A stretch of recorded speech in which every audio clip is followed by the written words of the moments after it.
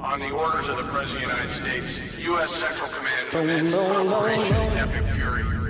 I'm gonna shoot you right down. This regime will soon learn that no one should challenge the strength and might of the United States Armed Forces. He reminded the world, as he has time and time again, being an American means something unbreakable. If you kill Americans, if you threaten Americans anywhere on earth, we will hunt you down without apology and without hesitation, and we will kill you. We didn't start this war, but under President Trump, we are finishing it. Their war on Americans has become our retribution against their Iran is run by lunatics, religious fanatic lunatics. They have an ambition to have nuclear weapons. They intend to develop those nuclear weapons behind a program of missiles and drones and terrorism that the world will not be able to touch them for fear of those things. This is the weakest they've ever been. Now is the time to go after them. The president made the decision to go after them, take away their missiles, take away their navy, take away their drones, take away their ability to make those things so that they can never have a nuclear weapon. Finally, to the great proud people of Iran, I say tonight that the hour of your freedom is at hand. When we are finished, take over your government. It will be yours to take.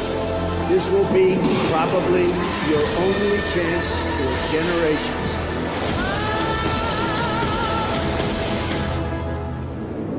Boom, boom, boom.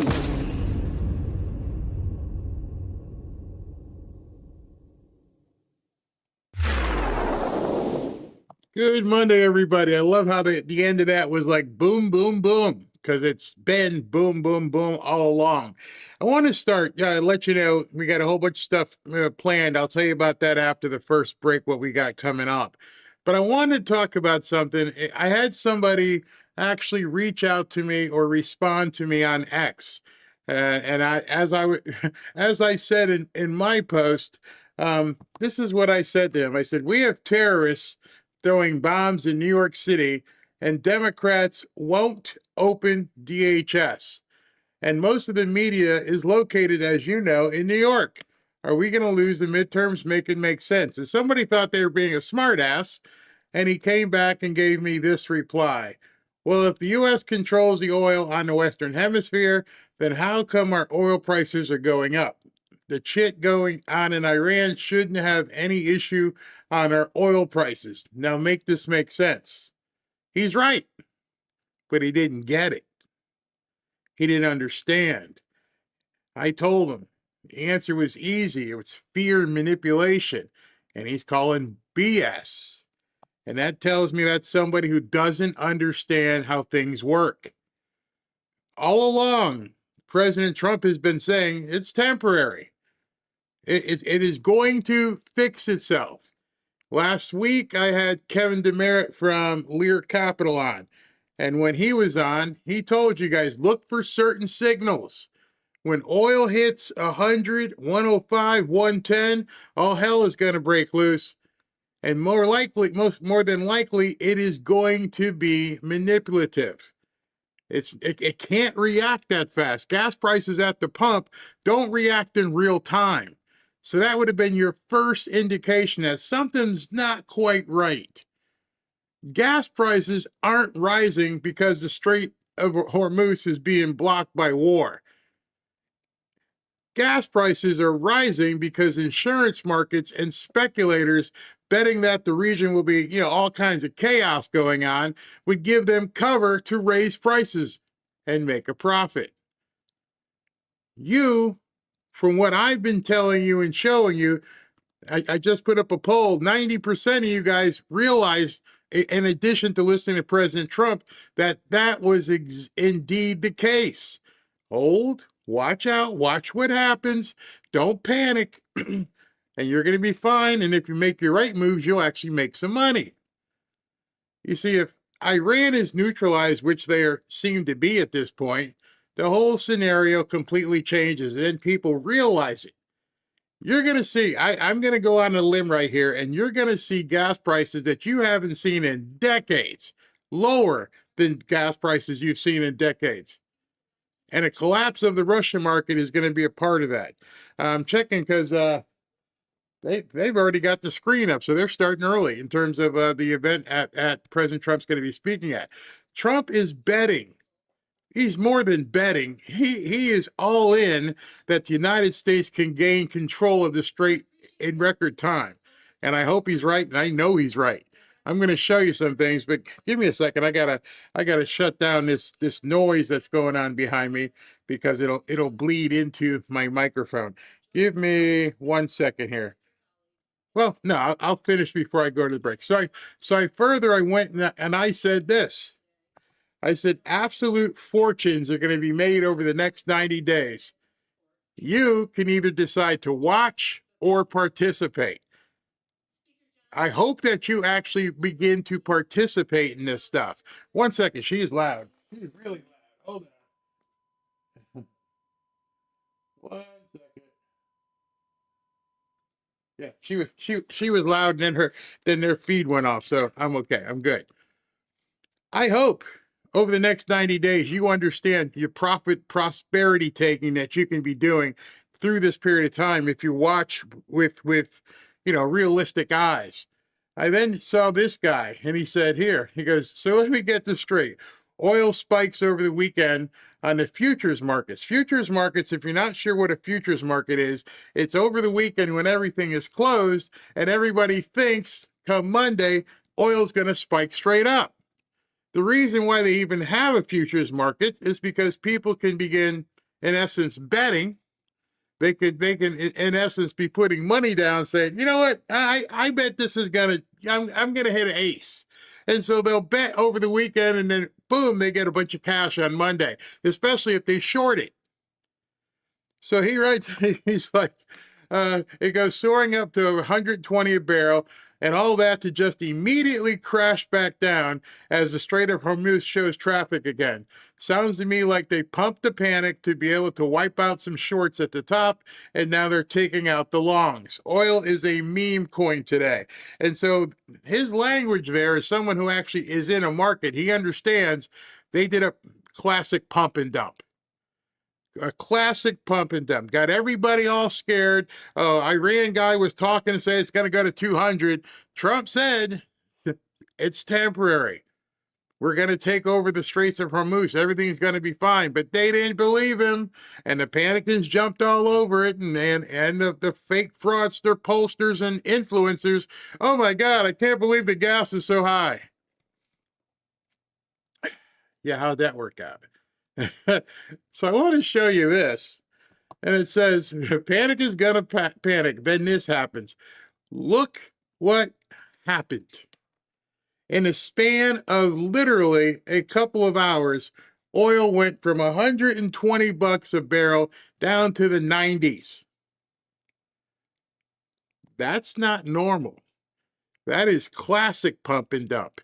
And if you had made your moves accordingly before the pump and dump happened, you'd be sitting on a pile if you knew what you were doing. Eric Doherty posted this. Eric Doherty posted, just in, the ships are beginning to safely make it through the Straits of Hormuz again as the U.S. military masterfully decimates the Iranian Navy. President Trump told the oil tankers, get some guts. They have no Navy. You're gonna be okay. Start flowing with the oil. Now, when you heard that on Friday, hey, just start driving your boats through here. You should have known they were a little bit, apprehensive. And then once the first one went through, and then once the second went through, they're like, we're good. Let's drive the boats. Let's go deliver the oil. Let's everybody make some money, except for the people who panicked. And the people who panicked didn't make anything. That's just how it is. And so I want to show you this too, real quick here. Where these two things here. Where's this? This is we're going to use this window for this. This is what's going on right now. Look at the banner at the very top. At the very top of CNBC, everything is green, number one, except for the red crawl. And the red crawl is saying the Dow immediately turned, almost gained 500 points. Dow closes wild session up 200 points as oil reverses lower and Trump signals Iran war end. The fickleness of the market is what they hope for. The same people right now who are saying, oh, hey, oil looks good. We're about 9 o'clock this morning. We're like, oh my God, what are we going to do? It's Armageddon. You need to be able to read through this stuff and understand what they're doing to you. Let me show you something else because this was very interesting. This is, as you know, this is the silver pricing. And the silver pricing did exactly the same thing. It's at let me refresh so you can see it. It's at 86.89 right now. Look where it was. It was down here and went boom, boom, almost perpendicular. You know why? Because people got played. But then again, a bunch of people made a bunch of money. Let me show you this one as well. Dow closes wild session up 200 points as oil reverses lower and Trump signals Iran war near an end. Nothing changed. Not a single thing changed except perception. The perception of what was happening was enough to just flip everything on its side, or upside down rather. So the question is, or rather the direction should be, you need to be able to look at things and understand very clearly what is perception versus what's reality. I mentioned this to you months ago with the whole thing with Tesla. And Tesla stock went down to 209, 210. And I kept telling everybody, there's nothing wrong with the product. People weren't burning up. It wasn't blowing up when they were driving. It wasn't doing self-driving things and driving off a cliff. It was all based upon emotion. Oh, Tesla sucks because Elon sucks, and let's go ahead and tank his company. And then what happened? It doubled. What's the moral of the story here? The moral of the story is emotion causes people to panic. Some people love being in a state of panic. Prosperity and profit is looking at things from a realistic perspective and also factoring in people are going to panic. When you can look at things with a clear-eyed perspective and understand this is what it really is, and then we're going to get a whole bunch of people screaming that's not what it is, and it's going to cause a bunch of other people who are susceptible to the BS to move and sell and get out, and then the people who are waiting for them to do that, thank you, we're going to feed now. Moral of the story is trust Trump. He has put so much into this, and he said to you, he said to me, he said to all of us, it's going to be short term. I didn't know it was going to be a weekend.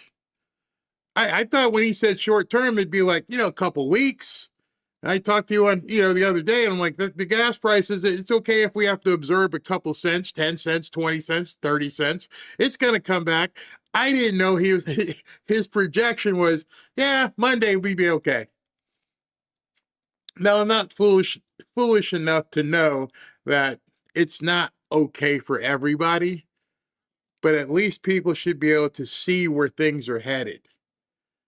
And that's where the difference is understanding to sit back, make sure you survey the landscape, do your educational stuff, make sure you know what's happening, get education from the right people, and then you can strike and sit back and go, I made a profit on that. But to do that, you got to be in the game. And one of those ways that you can obviously learn more about what's going on in the market is to work with my friends at Lear Capital. If you bought some gold and silver and you didn't freak out, you're looking a little bit happy this week. See, everything they're trying to do between gold and silver and the other metals and oil is to try their best to suppress the market. The days of excessive money printing and overvalued markets and global unrest are finally catching up to the elite who've been pulling the strings on everything for so long that some people got used to that being as their reality. So instead of pulling back, now is the time to do your research, keep your eyes open to trends, understanding what's happening in the real world, not on X, and get some information so you're ready to strike when it's time to strike. You can get some of that information on gold and silver from my friends at Lear Capital. Experts are still predicting $6,000 gold and $150 to $200 silver. Everything you're seeing is an illusion, basically being driven by geopolitical uncertainty, inflation concerns, a perceived weakening US dollar, and I would almost say panicans and the media. Is it time for you to buy some gold or silver? That's a decision you're going to have to make on your own. But if you're going to make it with the right information, you should call my friends at Lear Capital, and they'll help you by getting the most accurate information you need to make an informed decision. Call the best in the business and the company that Rob and I personally trust and buy from. Lear Capital, the actual, you get the actual product, not some piece of paper. You actually get silver and gold. You imagine that this one thing here, I don't have my gold pieces at the other office, but this one thing here is now, that's $85. The other thing of gold, the little thing is, almost $1,000. Call your capital. It's a free call, no obligation to purchase, just education and information on protecting and growing your wealth with gold and silver. I'm sure there are many of you that may have called them but haven't purchased yet for whatever reason. They'll even walk you through shifting some of your money sitting in a retirement account over to physical gold and silver. It's easy to do. I've been extremely satisfied with their knowledge, their service, and their prices. So I urge you to call today, just if nothing else, to learn more. 800-601-5430, 800-601-5430, or go to learberry.com for more information. And if you didn't have a chance to watch my interview with Kevin Demerit, you might want to go back and check that out, because again, I call him Nostradamus, but he told me you don't have to be Nostradamus. Here's what you need to look for. So if you go back and watch that interview, you'll hear it. Be back. Let's start the show. Let's get going. One man is being victimized by our own government. One man whom they fear, yet whom millions love. One man who is willing to take the poison arrows of lawfare. One man whose voice has been taken away by a corrupt judge operating in a corrupt system. One man who has been ridiculed and insulted. One man who refused to back down. One man who refused to back down. One man who refused to back down. One man who stands between us and them. One man that wants to see America protected again. One man who wants to see America prosper again. One man who understands that a man is a man and a woman is a woman. One man who understands and protects the blessing of life. One man who wants to restore American exceptionalism. One man who once again wants to make America that shining city on a hill for all to see. A place where all the people of the world glowingly set their eyes upon. America. One man who unashamedly wants to make America great again. That one man is Donald Trump.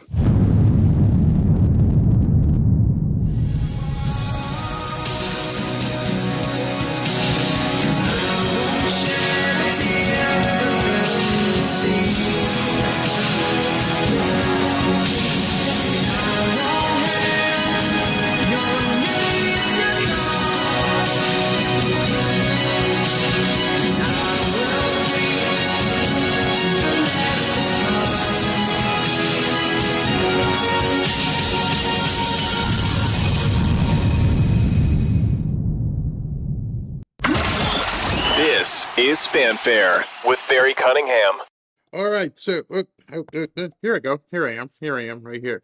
All right, so I want to let you guys know what we're doing. So this afternoon, I got a whole bunch of news. Don't know what the timing is on all this stuff and what we're going to be seeing. they're doing this conservative conference right now that Mike Johnson, looking at Lisa, what the heck's there, McLean, she's talking right now. They're doing their Pledge of Allegiance, and then President Trump is supposed to come on and speak at this event. Then after this event is over, then he is going to hold an impromptu press conference from not Mar-a-Lago, from Doral down here in Miami. Don't know what it's about, but we're obviously going to take it. So in the interim, I've got some stories I want to talk about. Also today, whole bunch. I mean, like you saw the thumbnail, the entirety of leadership was talking today. We got President Trump talking. I have a speech from J.D. Vance and also an appearance by Marco Rubio. So there's so much going on. Don't know how I'm going to fit all of it in. If not, I'll do it a different time, maybe later on today. But I won't have much time tonight. So you guys know, tonight at 8 o'clock, we're going to start on YouTube with the full gamut, YouTube, X, and Rumble. And then we're going to spend a little bit of time. Then we're going to jump over to Rumble, and we're going to watch Melania. So if you've got friends who haven't seen the movie, if you haven't seen what this movie is all about, you're going to see the movie in its entirety. So if you've been waiting, you couldn't afford to go see it in the theater, God blessing everything, hoping all the technology works, we will show it tonight. So get ready, go get a cup of coffee if you're going to be staying up late. We're going to be watching that movie. And now I want to tell you about a new feature we're going to be doing here. And it may not work as well the first couple of times till we get our system down. But what I'm going to be doing is working with SV, and he's going to actually be coming on camera. He's going to be talking to us about whatever breaking news he has. And here's an example of what we're going to be doing. You there, bro? There you are. I am. Hey there. Hey, Barry. So this is what we're going to be. Now you see him. That's the MAGA moderator, the guy who just keeps booting everybody. But they're going to be coming for you. That's SV. And throughout the show, if he's got some breaking news, we're going to let him talk. Give me a chance to go to the bathroom or get something to drink. SV, you got anything for us right now? Yes, I do, Barry. Nick Sorter has just posted that the U.S. has reportedly intercepted encrypted conversations from the Iranian government meant to trigger sleeper cells across the West, including in the U.S. Thanks to the Democrats, who have no clue how many of these sleeper cells are in the U.S., and Schumer is still keeping DHS shut down. Democrats are the enemies of the people. I like that. Next. Yeah, I have like something that. here. See, that's how we're going to try and work it. And Okay. like, I can cut to SB and he can talk on his own. We can talk together. I do want to. I love how you did that, because you're talking and we didn't script this at all, because he asked me earlier. He's like, "How are we going to do? What are we going to know what to talk about?" I go, "We're just going to have to go with the flow." So I didn't know he was going to pick that story. I had no idea he was going to pick that story about the sleeper cells and Iran sending stuff over. But I'm glad you picked that one, because that's where I'm segueing into right now. So I've got I got a piece for you based on, and hopefully you guys all know what's been going on in New York City. They thwarted, and I don't say they thwarted. The terror attack happened. It just didn't succeed. You know what I mean?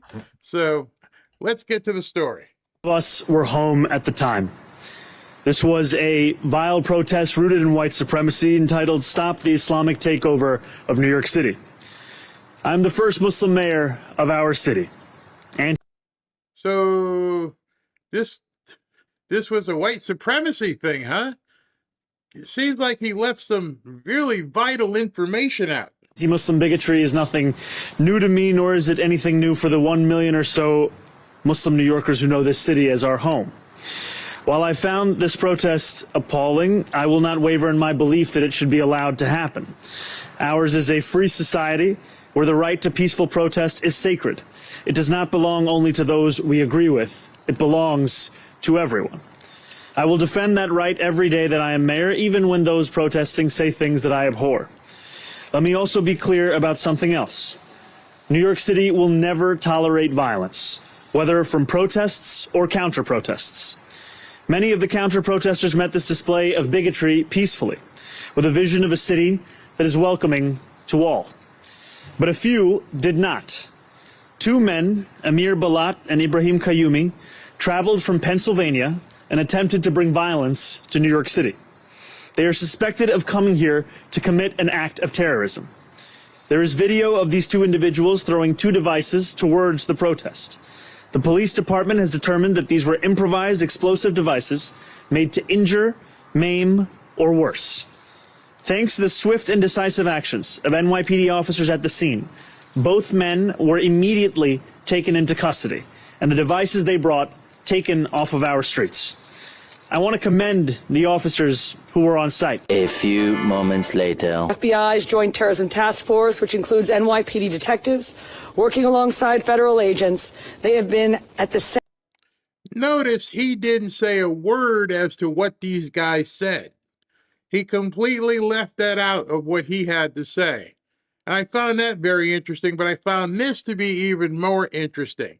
A little while later, all of the brain trust in law enforcement had a press conference. Notice anything about this press conference? He's not there.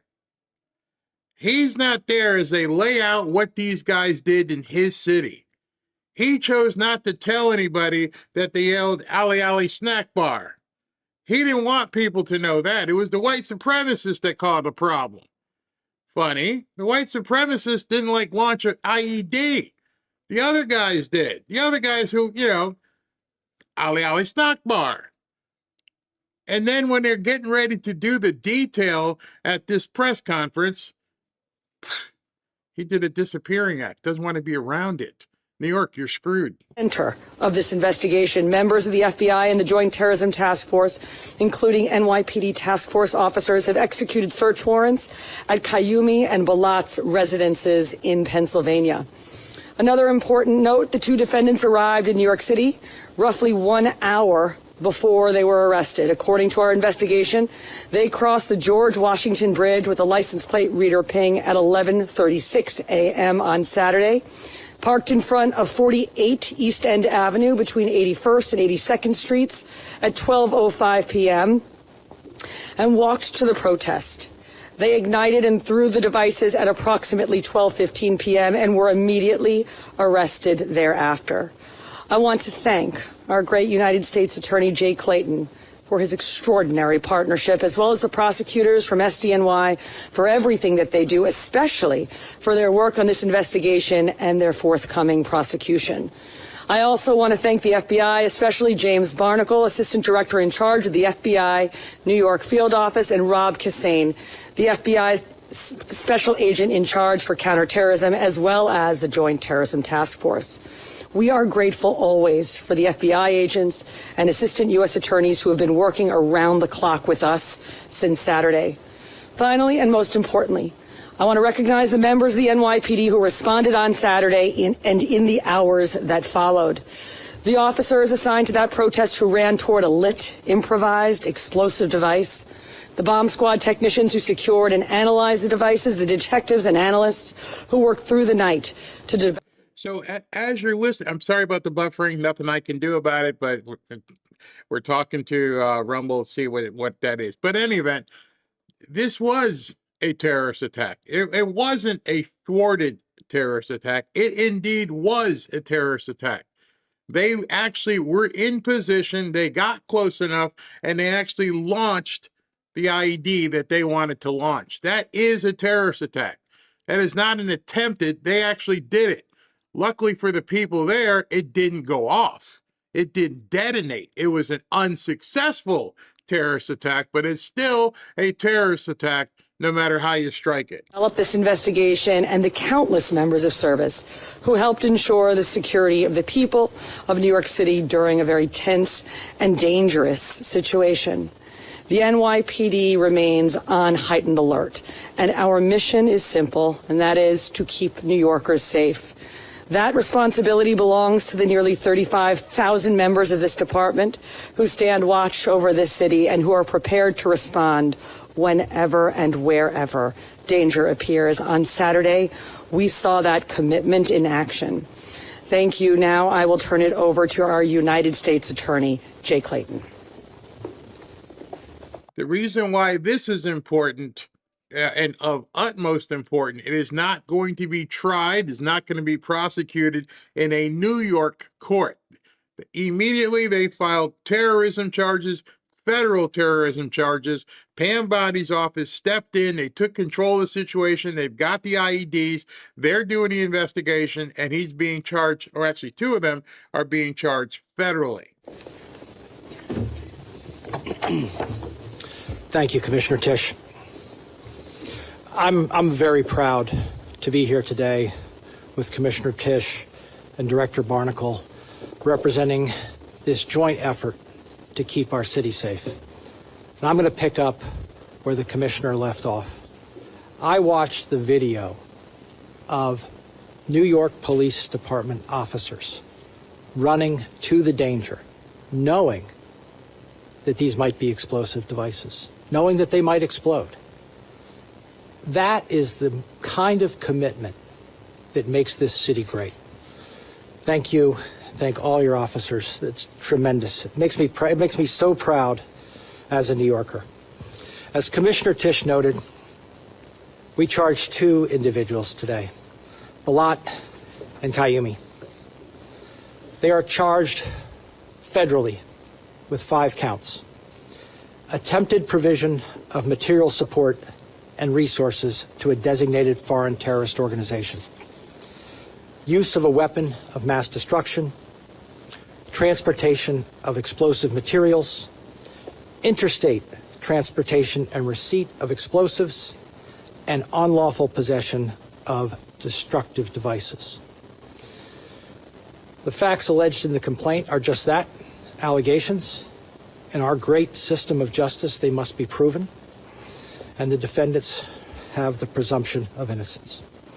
Commissioner Tisch did an exceptional job outlining the facts alleged in the complaint. These were ISIS-inspired actions. And it is chilling that they wanted to do something more than the Boston Marathon, more than 3 deaths. Free speech and peaceable assembly are the bedrock of American democracy. But violence is not protected. And it's not protected protest. It's not protected speech. In New York, violence, particularly violence that has a terrorist bent, violence that is meant to chill free speech, violence that is meant to keep us from assembling peaceably, will be met with swift justice. This investigation remains ongoing, and we encourage anyone with further information to contact the FBI at 1-800-CALL-FBI, C-A-L-L-FBI. In closing, I want to express my deep gratitude for, again, the NYPD and all of those folks in my office who immediately answered the call and worked around the clock. In particular, the heads of our National Security and International Narcotics Unit, Eleanor Tarlow and Jason Richmond, and our line U.S. attorneys, who I don't think have slept, which is why we are here so quickly, Jonathan Bodonsky and Jane Chong. Thank you all very much. I'll now turn it over to Director Barnacle. All right, so just so you know, SV had brought you that news from Nick that was posted that they've intercepted encrypted emails or some sort of communication that are going to supposedly sleeper cells here, or rather, they don't know which country, but outside of Iran, where the messages were sent. They don't know at this point where they were going, but it's obvious that they do have sleeper cells in certain areas. And so these guys actually said the words. Number one, he gave a signal when he walked out of jail. Number two, he said the words ISIS. He said he wanted to do more than the Boston bombing. He said Ali Ali snack bar, and the mayor of New York didn't even mention it. Thank you, U.S. Attorney Clayton. My name is James Barnacle. I'm the Assistant Director in charge of the FBI's New York Field Office. Today, alongside our partners in New York City Police Department and the Southern District of New York, Our office has announced federal terrorism charges against Amir Balat and Ibrahim Qayyumi. On Saturday, March 7th, these two individuals allegedly threw one suspicious device and attempted to throw another during a protest outside Gracie Mansion. As the commissioner noted, if it weren't for the bravery of two New York's finest, we could have had a much more tragic incident. Yesterday, on Sunday, March 8th, a third device was recovered from the vehicle on East End Avenue. Upon careful analysis by NYPD bomb techs and FBI Special Agent bomb technicians, it was determined these items were improvised explosive devices, IEDs, designed to inflict serious injury and death to those in the vicinity of the intended blast zone. All right, so in addition to the other things, they also had a car with more bombs. This thing is so deadly, it's called the Mother of Satan. That's the term for the type of explosive that they had put together. The Mother of Satan is what they were trying to deploy in New York City. Both subjects have stated they were inspired by ISIS, a designated terrorist organization, to conduct this attack. Balat and Qayyumi sought to incite fear and mass suffering through this alleged attempted terror attack in the backyard of an elected city official. This weekend was just another example of the elevated threat environment we're currently living in. Let me be clear. The FBI will not tolerate those who use violence against targets in New York City to broadcast their terroristic ideologies. This would not have been possible. The outcome we're talking about today would not have been possible without the FBI's New York Joint Terrorism Task Force, led by Special Agent in Charge Rob Hussein, our Special Agent bomb technicians, as well as our partners at the NYPD and the Southern District of New York. I would like to thank Commissioner Jessica Tisch for your department's unwavering partnership, and especially for the bravery of your officers who ran towards danger to protect this city and our residents. Thank you, U.S. Attorney Clayton, for your team's determination to bring weighty criminal charges against these defendants and hold them accountable for the reprehensible actions from this past weekend. Additionally, I'd like to extend my appreciation to the Customs and Border Protection, the Port Authority Police Department, the New York State Police, Homeland Security Investigations. Homeland Security? You mean the very agency whose name is to keep us secure and safe? The very agency that the Democrats have defunded and refused to fund? DHS? We've got people launching IEDs in the biggest city in the country, and the Democrats don't think it's, tragic enough to actually fund DHS. Let that sink in. When people say we're losing, the midterms are in peril. They nearly had a deadly terrorist attack in New York City, and the very next day, Hakeem Jeffries goes out and makes a video and says, we're not funding anything. They hate America. There's no other excuse. As well as the FBI divisions in Newark, New Jersey, and Philadelphia, Pennsylvania. Those offices assisted us throughout the weekend. The collective efforts across all these agencies, including those who could not join us today, thwarted a potentially devastating day in this city. Rest assured, the FBI and the New York City Police Department remain at the ready to defend the homeland against anyone seeking to harm our community. We're continuing to chase down all leads and tips in this ongoing investigation. As U.S. Attorney mentioned, anyone that has tips out there, we encourage you to call the FBI at 1-800-CALL-FBI, or you can submit your tips online at fbi.gov. Thank you. Turn it over to Commissioner for any questions. All right, so we will now take any questions you have on topic only, please. We will do our best to answer, but as I mentioned at the earlier press conference today, we may be limited in some of the things we can say because we don't want to say anything that will in any way make these fine prosecutors' work more difficult. Thank you, Commissioner. Again, we do on-topic questions. Go to Gloria first. Thank you very much. I hear what you said about what the individuals stated regarding ISIS, but do you have any information yet about whether they were self-radicalized or actually recruited by ISIS? And is there anything you can say about whether they were targeting anything or any person specifically. The mayor said earlier today that it was known this protest was going to take place for about a week. So did they come here specifically to target that group, or were they targeting the mayor, any other group? So we're not going to be able to answer the first question at this time for the reasons I stated earlier. It is clear that they showed up in front of Gracie Mansion for their planned counter-protest in response to the original protest that was planned by a Jake Lang-affiliated group. Or Bloomberg News. Both of these suspects have extensive Middle East travel histories, which may be inconsequential. They both are Middle Eastern. How are you squaring that with this attack? And then secondly, can you just talk about the nature? These are two young men, not even 21, and the nature of radicalization reaching young people.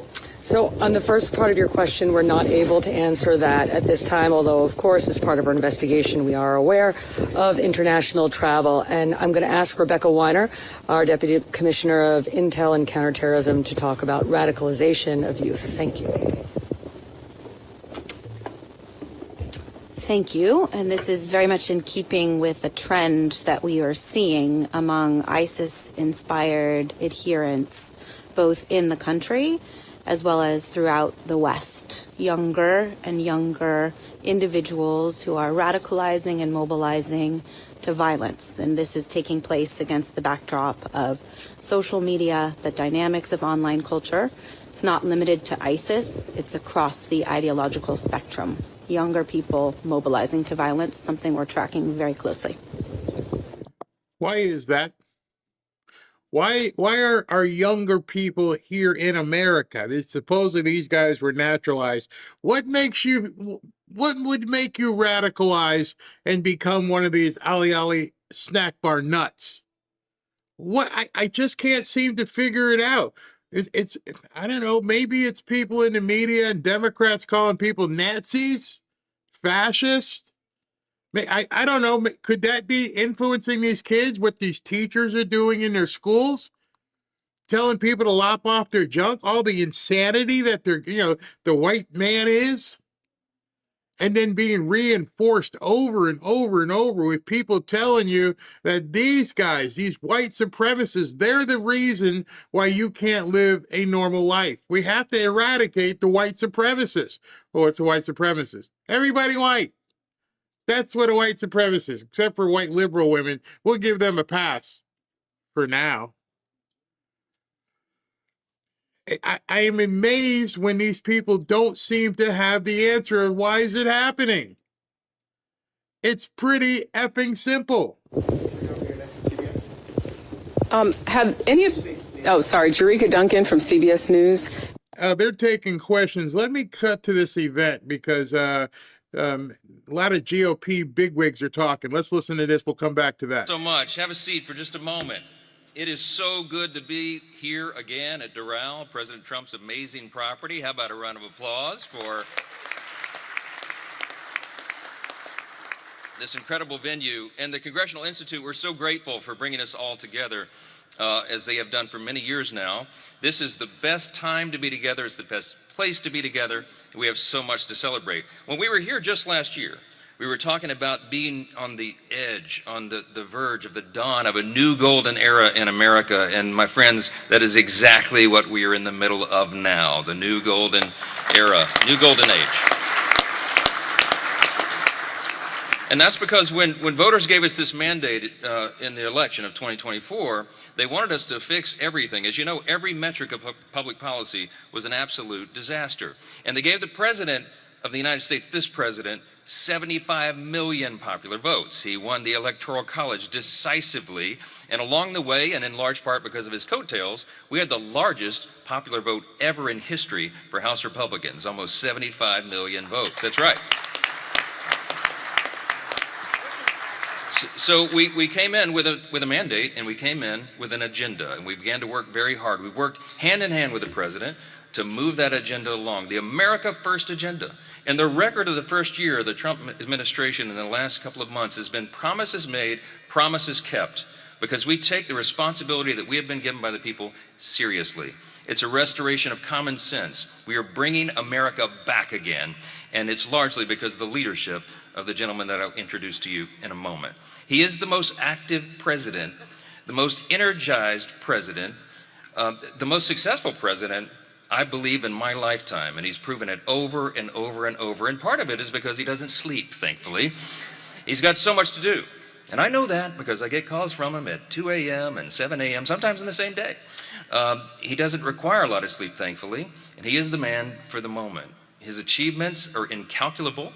History will record that this president came at exactly the right time. On the eve of the 250th anniversary of the greatest nation in the history of the world, the most free, most successful, most powerful, most benevolent nation that has ever been. And we understand, and he understands, that it's not guaranteed. He understands that we have to fight for it every single day, and he does that every single day. Just in the last week, my friends, anytime this president sees a problem, he jumps right in to fix it. I've been involved in just what I've been involved in the last few days with him. Several days back, earlier in the week, he recognized that the growth of AI and the new tech and the need for data centers around the country and new energy sources. He pulled together all the leaders in the industry. He's the only person that has the gravitas to be able to do that. And he pulled them all together, and they signed the Ratepayer Protection Pledge to make sure that energy prices continue to go down and don't rise, even though the demand, that's right, it's a big thing. And then a couple of days later, we're working hard in the House, and the House leadership team's doing all of our thing, and I get summoned back to the White House. What is it now? Well, the president needs to save colleges and universities. The NIL, the name, image, and likeness madness has really gotten out of control, and the president's decided that he's the man to fix it, and he is. And so he summoned us all together, and I mean, you probably saw 60 of the biggest names in college sports and athletics and college administration, university administration, all summoned to the White House for a productive meeting to get the SCORE Act and our solutions done and finished up. A few days later, I turn on the TV. You know, I'm trying to rest a little bit. The president doesn't. Why? Because now he's back down here in South Florida, and he has brought together and created the New Hemisphere initiative to take out narco-terrorists and secure the hemisphere. This security for the Americas. It's a new initiative that he alone has conceived. This president never stops. There's so much to fix. We have the right man for this hour. History will record one of the most consequential presidencies in the history of this extraordinary country. We are all blessed to be a part of it, to work alongside him in the legislative branch and to get this done for America. We will continue to do that as we head in to the most important midterm election of our lifetimes. We all know that. Without further ado, my friends, I want to present to you not just our host and the property owner, but the 45th and the 47th President of the United States, Donald J. Trump.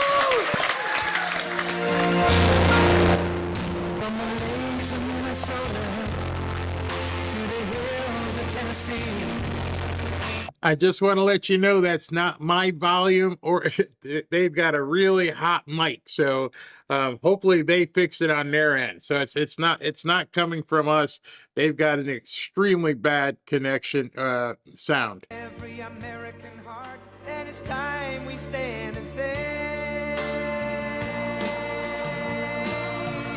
that I'm proud to be an American, where at least I know I'm free, and I won't forget the men who died, who gave that right to me, and I gladly stand up next to you and defend her still today, 'cause there ain't no doubt I love this land.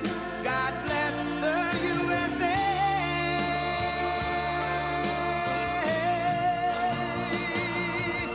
And I'm proud to be an American, where at least I know I'm free. And I won't forget the men who died, who gave that right to me. And I gladly stand up next to you and defend her still today, 'cause there ain't no doubt I love this land. God bless the USA.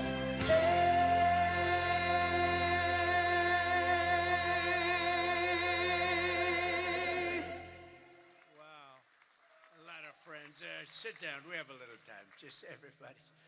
Thank you very much. And to our great speaker, Speaker Johnson. And hello to the men and women of one of the most consequential Republican majorities in history. It's not a big majority, but it's just about the most consequential. The job you've done is incredible. And they are members that are warriors and really people that are for the American people, and that's why you're doing well, and I think that's why we're going to continue to do well. We're fighting a little tradition, you know, historically the person that wins, Democrat or Republican, wins the presidency. For whatever reason, it doesn't work out, but we've done a lot. I don't know, I think we had the best first year of any president ever, and that includes you. You came along with me, and you made it happen. So with your help and hard work, we're making America great again, and we're doing it much faster than we thought, and it's better, stronger, and our country is doing really well. I mean, at a level that nobody thought. We took a little excursion because we felt we had to do that to get rid of some evil, and I think you'll see it's going to be a short-term excursion. How good is our military, right? Amazing. How good. Short term. Short term. Thank you. They're great. You know, we all together, in my first term, we rebuilt our military. And I didn't know I'd be using it so much in the second term, but we have a military like no other. It's not even close. But I especially want to recognize the rest of our amazing House Republican leadership team and so many of my friends that are congressmen, some senators. We have some great people in this room, but including Majority Leader, a real brave guy, because I know the real story. I was there that night with him in the hospital when he was given a very small chance of living by a doctor who was very good, by a wife who was desperately in love with him. She cried so much. Because I've seen the other two. I've seen guys at the end of the line, the wives aren't exactly shaken up.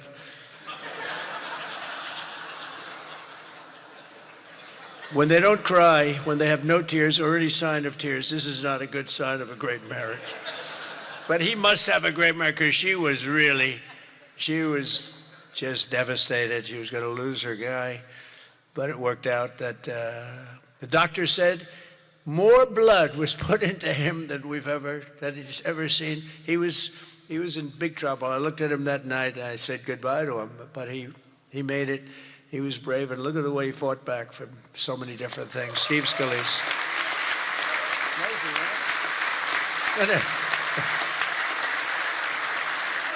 And we have another one, Tom Emmer, who I really got to know over the last few years, and I'll tell you, he's a winner. He's a champion with another great wife. We got good wives up in there. Let's say great wife, fine husband. But Tom is just a real champion and a winner, and you have a problem, you go to him, he gets it solved. So thank you very much. Great job. You've done a great job. And our conference chairwoman is Lisa McLean, and we all know Lisa. Don't get on her wrong side. It can be a very, very bad experience. Thank you very much. Great job, Lisa. Great job. And a very special thanks. You know, you broke a record. This is over 20 million. This is that's the biggest of these type of events that there's ever been by a lot. You know, you didn't just break it, you broke it by a lot.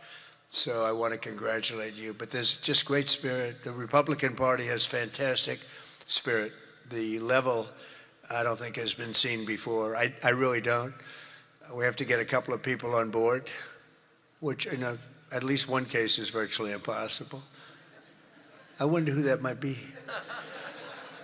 A sick person. But I want to say a very special thanks to everyone at the Congressional Institute for helping organize this event. This has been amazing.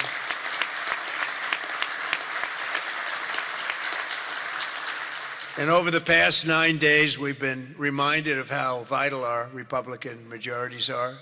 And it's, it's America's future. We're really fighting because these people, you saw the other night at the State of the Union, you saw these people. They wouldn't stand for a mother who just lost her daughter by having her throat slit from behind. They wouldn't stand for the helicopter pilot who just got the Congressional Medal of Honor for landing safely in Venezuela, a helicopter with a lot of soldiers on that helicopter. And he was able to land it safely, and his leg was practically ripped off. And for those people that know about helicopters, you land them pretty much with your legs, right, Tom? You land them with the legs, and he was in bad shape, and he got that. Not only landed, he landed in exactly the right spot at exactly as blood was pouring down the aisle, which didn't make all of those soldiers in the back feel too good. They're looking at a pilot who's bleeding out. But they didn't want to stand for that. They didn't want to stand for a 100-year-old soldier who had left a legacy of bravery. Everybody talked about it for years, and it was time for him to get the Congressional Medal of Honor. They didn't want to stand for him. There's something wrong with those people, and we can't let them ever be in a position where they can lead this country again or destroy this country again, because we almost lost this country. This country was close to being lost. The representatives in this room provided the pivotal votes in securing a record $1 trillion for the United States military this year, and now the world is witnessing the importance of that investment with one of the most complex and stunning operations ever conducted, and that's Operation Epic Fury. That's a great name, isn't it? Epic Fury. That's even better than Midnight Hammer, which was pretty good too, right? That was where we knocked out their nuclear potential. That was a big day, because if we didn't do that, they would have had a nuclear weapon within 2 weeks. And I think we'd be in a lot different situation. And then you had, of course, what they did in Venezuela, how that was just so far so good. We've done a real job. We've got all good ones. If you go back and you look at Afghanistan with Biden, one of the worst, I think the most embarrassing moment in the history of our country. If you look at what happened with Jimmy Carter, also with Iran, but if you look at what happened with the helicopters and the hostages, it cost them the election. It was what a mess. The world respects us right now more than they have ever respected us before. And because of Republicans, you people in Congress, the United States has by far the strongest and most powerful military on the face of the earth. We're the strongest military anywhere on the earth, and now everybody understands it. Together with our Israeli partners, we're crushing the enemy in an overwhelming display of technical skill and military force. Iran's drone and missile capability is being utterly demolished.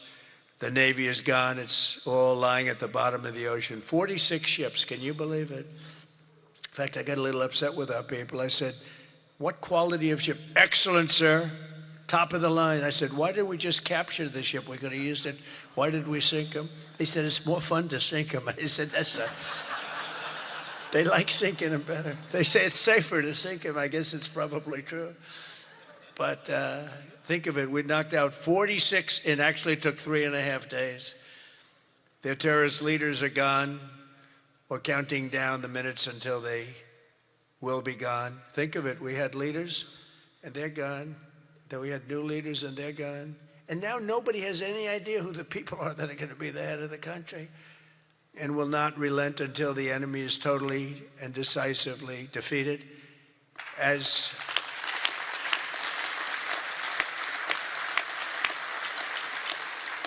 And remember, Iran did so many bad things.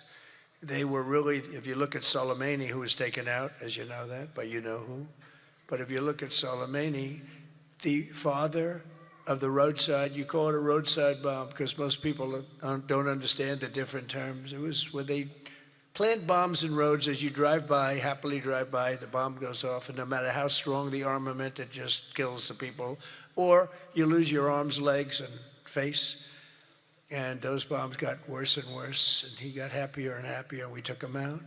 That was a big thing because he was the head. It might have been a much different story. They may have been much more capable than they are had he lived, because he was capable. He was vicious, violent, and capable. But we got rid of him first term. And we did so many things. I mean, we've done so many things, but as you know, on Saturday I traveled to Dover Air Force Base to be with the families of 6 fallen warriors as they returned to American soil. And I know that everyone in this room joins me in sending our prayers and eternal gratitude to the families of those great heroes. Those families are incredible families. Devastating to be. Hardest thing to do. You know, I've done it a lot. The hardest thing to do is to go to Dover, because Dover is where, for the most part, a lot of the fallen, the warriors, the great young people that have died in war, they seem to mostly go to Dover. They come home to Dover.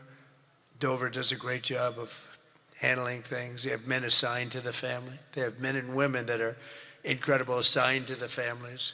It's a beautiful thing, but it's also a very sad thing. But they all said one thing to me: make sure you win, sir. Make sure you win. They weren't playing games. They want to make sure. They said it. Everybody said it. They were separate, but everybody said the same thing: make sure you win. We will. We've already won in many ways, but we haven't won enough. We go forward more determined than ever to achieve ultimate victory that will end this long-running danger once and for all. 47 years, it should have been done a long time ago. The world would have been a different place had some president had the courage to go and do it. They should have done it many, many times. They had many opportunities. The United States of America is the greatest and most exceptional nation in human history and will not be threatened by evil terrorists and lunatics any longer. We just can't do that. And, you know, when I always talk about how great our nation is, I don't know, I don't consider our nation very great. For 4 years under Biden, we were a laughingstock all over the world. We were a laughingstock. So, you know, I say great, great, great, but I don't know. When you look at what happened with so many different things, the open border, 25 million people, many of them very bad people pouring into our country with open borders that just said, come on in, makes no difference. They emptied their jails into our country. 11,888 murders, 50% of which murdered more than one person.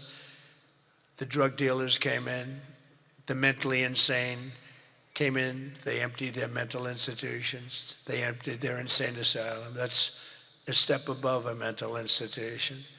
They emptied them all right into our country, and we've done a great job of doing what we've done. Think of it, we have the lowest crime rate that we've ever had. We have the lowest murder rate in 125 years, and we're saddled with all of the problems of the criminals that were let in. You know, look, they're smart people. I know the people that run those countries, every one of them, and they're all streetwise, very smart, and I would do exactly the same thing.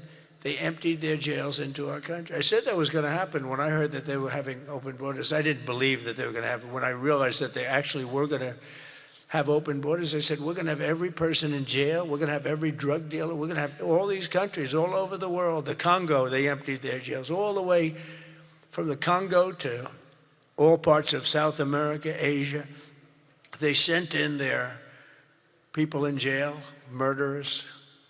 Some of the worst people on earth got sent into our country. And I'll tell you what, ICE is unbelievable, what they have to put up with and how tough they have to be. That goes for Border Patrol, and it goes for law enforcement, our law enforcement people. But sadly, even as our service members are fighting bravely to protect America abroad, the Democrat minority in Congress is deliberately sabotaging our national security at home. And you're going through it right now, fellas. I mean, you're going through, it's not even believable. You know, we should be very safe right now, especially when we're attacking somebody that's evil, bad intention. But last week, 53 House Democrats voted against a resolution affirming that Iran remains the world's #1 state sponsor of terror. Who the hell would do that? I mean, almost every act, whether it's Hamas or Hezbollah, no matter what, you take a look, it's Iran or Iran sponsored. And even more outrageously, as we speak, Democrats have shut down the Department of Homeland Security. They've got it shut down. Do you believe it? Right now. Because they care more about amnesty for illegal alien criminals than about protecting the lives of American citizens. I mean, take a look at it. The American citizen is being scoffed at by Democrats. It doesn't make sense. None of this stuff makes sense to me, you know, when they sat and they wouldn't stand up for incredible people. They just refused to clap, stand up. By the end of the speech, by the way, they were all standing because somebody was passing them. No, you people are getting killed tonight. They were all, they'd stand up for everything I was saying. At the end, that last half hour, they were standing up for things that they shouldn't have stood up for because they got the word, you're getting killed tonight. Stand up and clap for the woman that just lost her daughter, please, to a violent criminal. But Democrats must vote immediately to reopen the Department of Homeland Security so that we have the resources to keep America safe.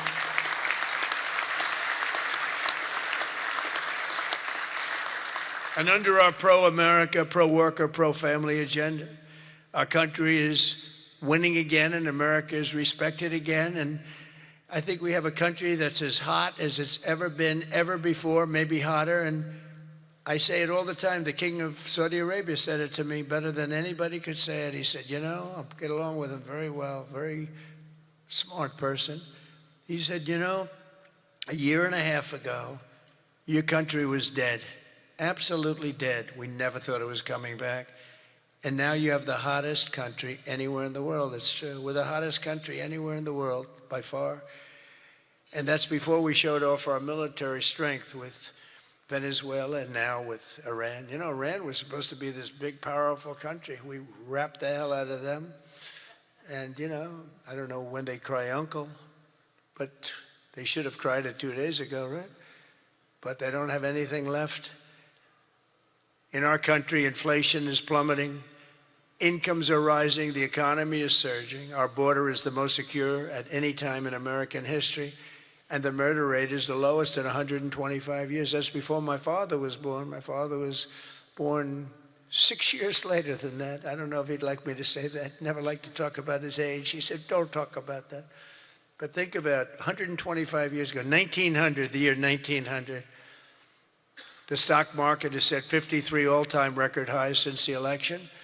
And it's going to go a lot higher as soon as we get rid of this stuff that we're doing right now, that we really had no choice. I mean, I think I asked people, I said, would you rather do this or would you rather go along nice and smoothly, but eventually have a catastrophe the likes of which perhaps the world has never seen? And just about everybody says, except for lunatics, said, no, you had to get it done. Should have been done a long time ago. The average 401k is up almost $35,000. Think of that. It's at the best they've ever done. And I think you're going to see some real numbers when this gets, because this was always a dark cloud hanging over not only Israel, which was going to get wiped out. You know, if we didn't do that B-2 attack, Israel would have been wiped out. They would have had a nuclear weapon within 2 weeks after that. And even now, I think they were looking to take over the Middle East, because when you look, and we have pretty good proof, all of those missiles that were so stupidly aimed at Qatar, Saudi Arabia, UAE, they were all aimed, and others, at countries that were sort of like, leave us alone. They were all right. They were sort of neutral, but they weren't doing it. All of a sudden, they're getting hit with missiles. And they could have gone one of two ways. They could have gone toward their side, like we're with you, or they could have gone with our side, and they really went with our side, and they've helped us, and they've been a big force. But they got hit. But they were going to be hit with us. Had we not done the B-2 raid, and if we not done this one where we said, nope, it's time to go in, we have to go in, have no choice. Number one, if we didn't go in, they would have come in after us, because I see the Democrats trying to justify it, and they're failing because the voter on the street is saying, you got to be kidding. But I see where they're going, where they're always saying, no, there was no reason. Well, I'll give you the best reason of all. Within a week, they were going to attack us 100%. They were ready. They had all these missiles, far more than anyone thought. And they were going to attack us. But they were going to attack all of the Middle East and Israel. And if they had a nuclear weapon, they would have used it on Israel. And this was going to be a major attack. And they had all of those missile sites and all those launchers that we Got rid of about 80% of them right now, by the way. Got rid of most of the, see, it's died down to a trickle. There are very few launchers left. What our military has done is amazing.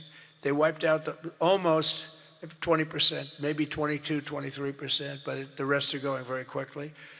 And the missiles have been largely knocked out. The drones have been knocked down, and we're hitting where they make the drones. We know them all, and we're knocking the hell out of that now where they manufacture the drones. A lot of work, a lot of brilliant work, but we're going to have a much safer world as soon as it's finished, and it's going to be finished pretty quickly. With the help of our House Republican majority, we passed the largest tax cuts in American history, and we have to be talking about it. And with the great, big, beautiful bill, we delivered no tax on tips, no tax on overtime, and no tax on Social Security for our great seniors. And we did something else which is great that nobody ever talks about, Tom, and we have to talk about it. We made interest on auto loans fully deductible. That's never happened. We've never had that. Rich people always get deductions, but middle-income people, people that have to struggle a little bit, never did. But now they can deduct the interest paid against their taxes. We have one little proviso, and I put this on, it's very important. Only if the car is made in America. All right? That's going to have a huge impact. That's going to have a huge impact. We passed the Trump accounts to give every child in America a head start on the American dream, and that's so good. It was, I'll tell you, the Dell family, Dell computer, put up $6,250 million. Think of it. He started with very little, nothing, very, very little. Started making computers on his bed, and he said, yeah, people started liking them better than the ones from the store. And he never stopped.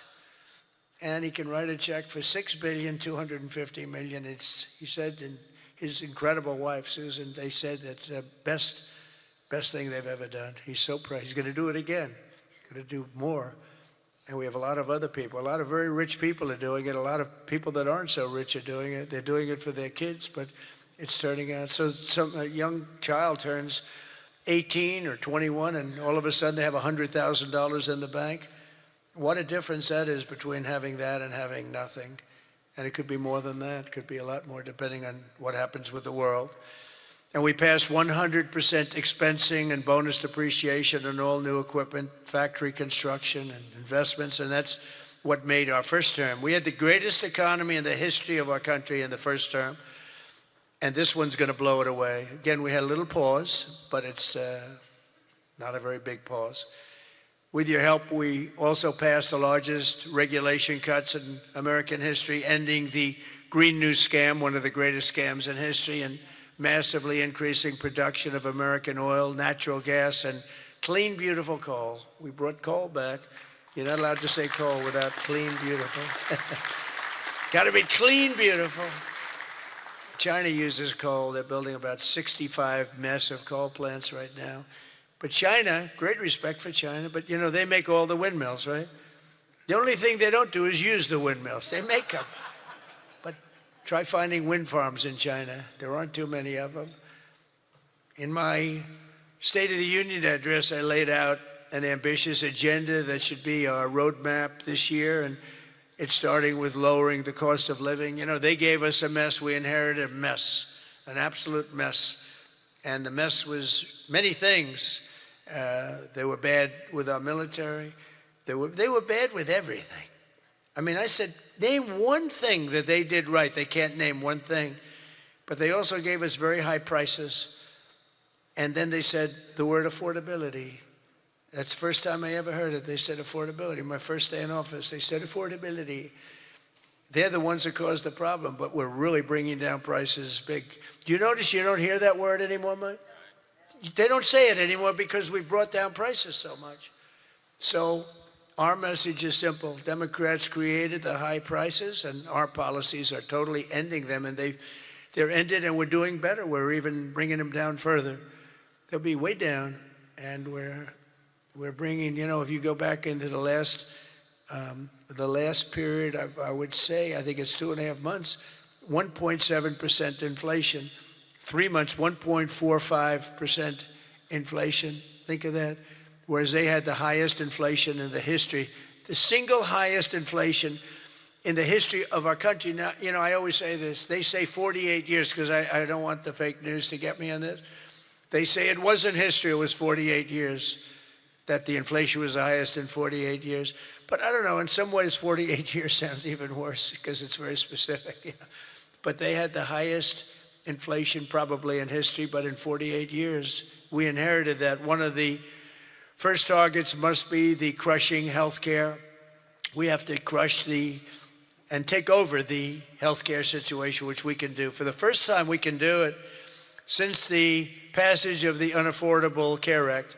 Big insurance companies have gotten rich. They've made money like practically no other companies have made, with our government giving them hundreds of billions of dollars and their stock prices soaring to up to 1,700%, 1,000%, 1,200%, 1,600%, and even 1,700%.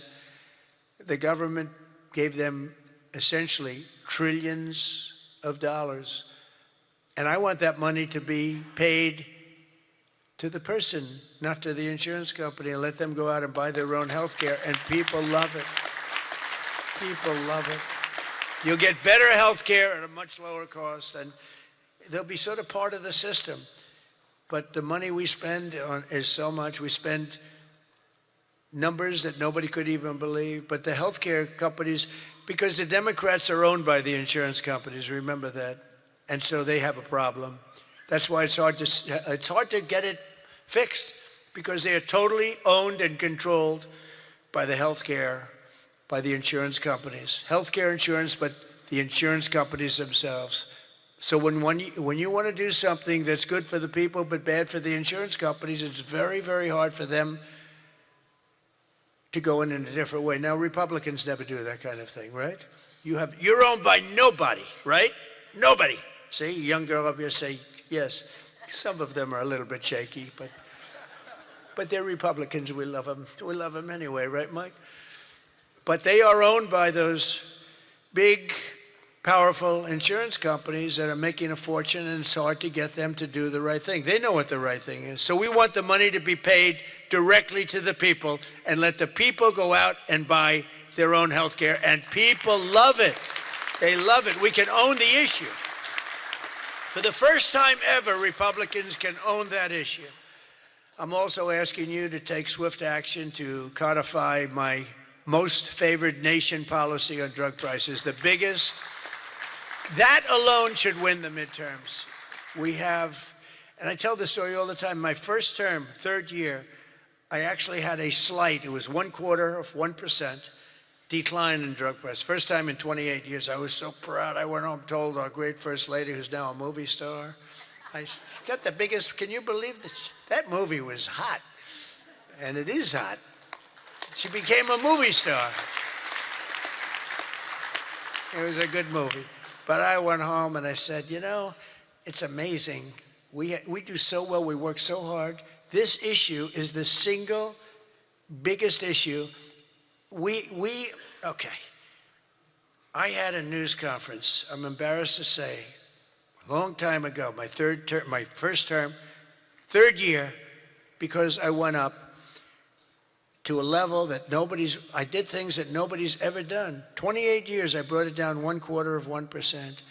Now I brought it down 80%, 90%, 75%, depending the way it's driving the fake news crazy, because I say 400%, 500%, 600%, depending on the way you want to talk about it, if you want to talk about pricing. But using a conservative number, what we've done is we paid the highest price for drugs anywhere in the world, and now we pay the lowest price for drugs anywhere in the world. We are tied for the lowest price. Whoever has the lowest price, that's what we pay. And I did that through tariffs. We had a little disappointing decision, to put it mildly, from the Supreme Court. Terrible decision for the people, but the good news is I have lots of other ways of doing the same thing. I just have to work a little harder. They want me to work harder, but we're doing the same thing with a lot of work.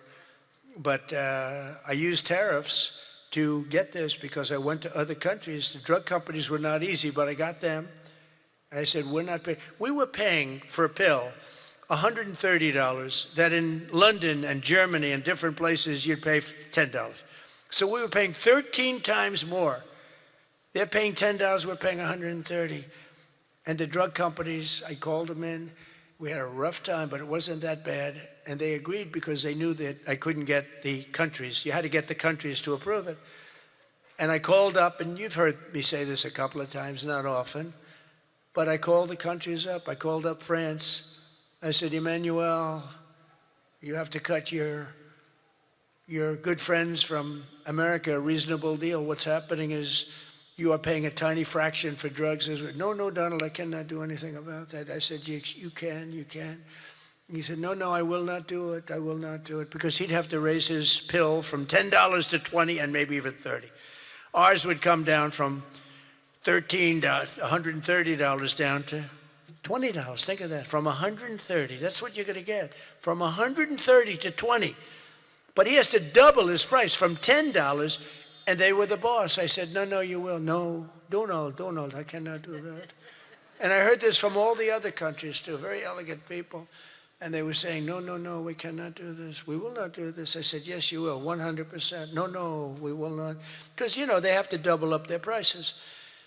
And I said, well, here's the story. If you don't do it, I'm going to put, in the case of Emmanuel, I said a 100% tariff on all wines and champagnes coming into the United States. No, Donald, you cannot do that. I said, I've already got the legislation. It's right in front of my desk. I'm going to sign it. Emmanuel, he said, Donald, I will agree to this. So he agreed. Everybody agreed. I got every country to agree. And now you've done something that no other president could have done. No, I don't want to brag. But, they've said this about a lot of things. No other president could do some of this shit I'm doing. No other president. The things I'm doing, nobody else was going to do it. They say it all the time, sir, could you do this? You're the only one can do it. But we got it done, and we got the countries to all go along. Because I said, if you don't do it, I'm going to raise your tariffs to 200%, to 150%, and that's 10 times more than I'm asking for. And every single one, if it took me 5 minutes, that was like a long time. I was doing badly with that one. So now we have most favored nation pricing into permanent law, and you should codify it. But I don't care that much about codifying it because what politician is going to agree to increase drug prices by 500%, okay? So, but it's still good to have it codified. Don't you agree? They're saying, sir, we have to codify it. I said, that's okay, but I'm not. Other things you should codify. That I can tell you. This one, you should codify because you want to take credit for it. You want to take credit for it. So if you can, please codify it. Get out there and codify. You're getting an 80%, 85%, 55%, 70% reduction in drug prices. Codify it. But if you don't, no president's going to raise it, in my opinion. Although they are crazy, these people are crazy. They could find a way. You better get it codified. And as we work to bring down interest rates so that more Americans afford a house, I'm also asking you to ban the Wall Street firms, large Wall Street firms, institutional investors from buying up thousands and thousands of single-family homes, hundreds of thousands of homes, because homes really are for people, not for hedge funds. We want to get the market out so they can do it, and we're stopping it. We want people to be able to buy a house. It's the American dream. Buying a house is a part of the American dream. And we must also stand up for the safety of our citizens. One of my guests at the State of the Union was Anya Zarutska, the mother of beautiful 23-year-old Ukrainian girl who was stabbed to death on a train in North Carolina by a deranged criminal, arrested more than a dozen times. And I had the mother, as you know, at the State of the Union, and she was devastated. Beautiful woman, devastated, uncontrollably devastated. And we couldn't get one Democrat to even clap. The Republicans clapped and went wild, and they loved her. Not one Democrat in that whole room even thought about clapping. They sat there frozen-faced. Disgusting. House Republicans should get every member of Congress on record and pass a tough new crime bill that imposes harsh penalties for dangerous repeat offenders, which this nut was, cracks down on rogue judges and prosecutors, and ends no cash bail once and for all. No cash bail is a big part. I mean, you have a man murder somebody, and by that afternoon, he's out on bail. No cash bail. It's a huge problem. We also need to end deadly sanctuary cities, and you have bills before you now, and you're working on things, but hopefully you can do that, Mike, because it's terrible. They're sanctuary for criminals. That's all they are, sanctuary for criminals. They fight ICE all the time. That was a problem up in Minnesota. They had a lot of criminals in there. They wouldn't give it to us. And to stop illegal aliens who cannot even speak English from driving 18-wheel tractor trailers. They have no idea what they're reading. I wouldn't be able to do it in their countries. There's arrows, there's speed limits. They have no idea what they're reading. And in many cases, they're on drugs on top of that. We need to ban any state from granting commercial driver's licenses to illegal aliens. Have to do it. And I want to thank House Republicans for passing another common sense measure. I would think it's the easiest thing. I just told Mike. You know, you were at $19 million. I have to say this because I've never contributed. I was a huge contributor for years and years. Once I became president, I never contributed any money because the greatest thing about being president is I no longer have to contribute. Nobody ever asked me for money. They asked me for my endorsement. I've endorsed just about everybody in the room. But keep winning, right? Yeah. 124-0 this Tuesday. 124 wins, no losses. Is that good?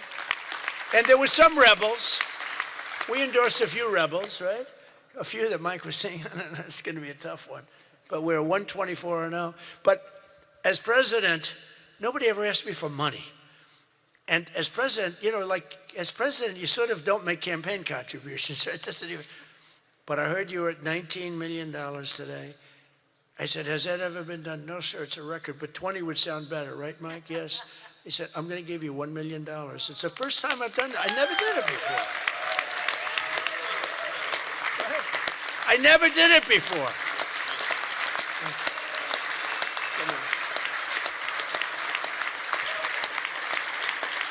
I never did it before. Now I'll be hit up by every political group, every Republican running. Sir, can I have some, give me a little cash. I'll have Emmer come up to me and say, how about a little cash for my campaign? I will no longer have the excuse that as president, anyway, no, but we had to hit the 20, right? We had to hit the 20. That was a hell of a thing. You beat it by a lot. You beat the record, the previous record by a lot. But I want to thank House Republicans for passing another common sense measure, to me, the easiest of all, the Save America Act, to protect our sacred American. Look at this.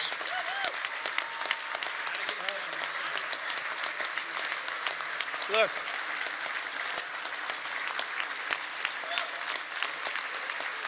It's the easiest thing we have. I can't, it's the easiest thing we have. Now, the problem is you call it the SAVE Act, and nobody knew what the hell the SAVE Act. Have you been seeing, I've been working overtime the last month. It's called the, capital the Save America Act. And I saw Schumer yesterday, we will stop Save America. He's getting killed. They can't do it. And then the things within the Save America are so good. But just the title. So we had that with MAGA. Greatest name of all time. Make America Great Again. MAGA. It just worked. You know, I had something, Keep America Great. It was good, but it didn't have that MAGA. You know, there was nothing you could see. I had CAG. And CAG, I said, you know, no longer, that's not good. But MAGA is great, and we'll always respect MAGA. We love MAGA. We're never going to let you down with MAGA. But this one's even better if you think about it. This says, America. We're going to save America. The Save America. How can they fight us? The Save America Act. And I've watched them. I watched Schumer, who's horrible. What a horrible politician. He is now a Palestinian officially. He is, He is registered as a Palestinian. He's taken the biggest turn of any human being I've ever seen. He's gone from totally pro-Israel to totally pro-Palestinian. He wants to protect the Iranian people that are quite nasty. But it's very simple. All voters must show the act. Voter ID. Ready? This is not complicated. Voter identification. Now, I have a whole list, but I don't want to put. I have like hundreds of things on the list. If you go shopping, if you do this, if you buy a car, if you license a car, if you point to everything you need to have identification. So all voters have to show identification, ID. All voters must show proof of citizenship in order to vote. So you have ID and you have citizenship. So far, good. No mail-in ballots except for illness, disability, military, or travel. Mail-in ballots are a disaster. Jimmy Carter, the best thing he ever did, he headed a commission after he was president. It was the single best thing, and he did a thing on mail-in ballots.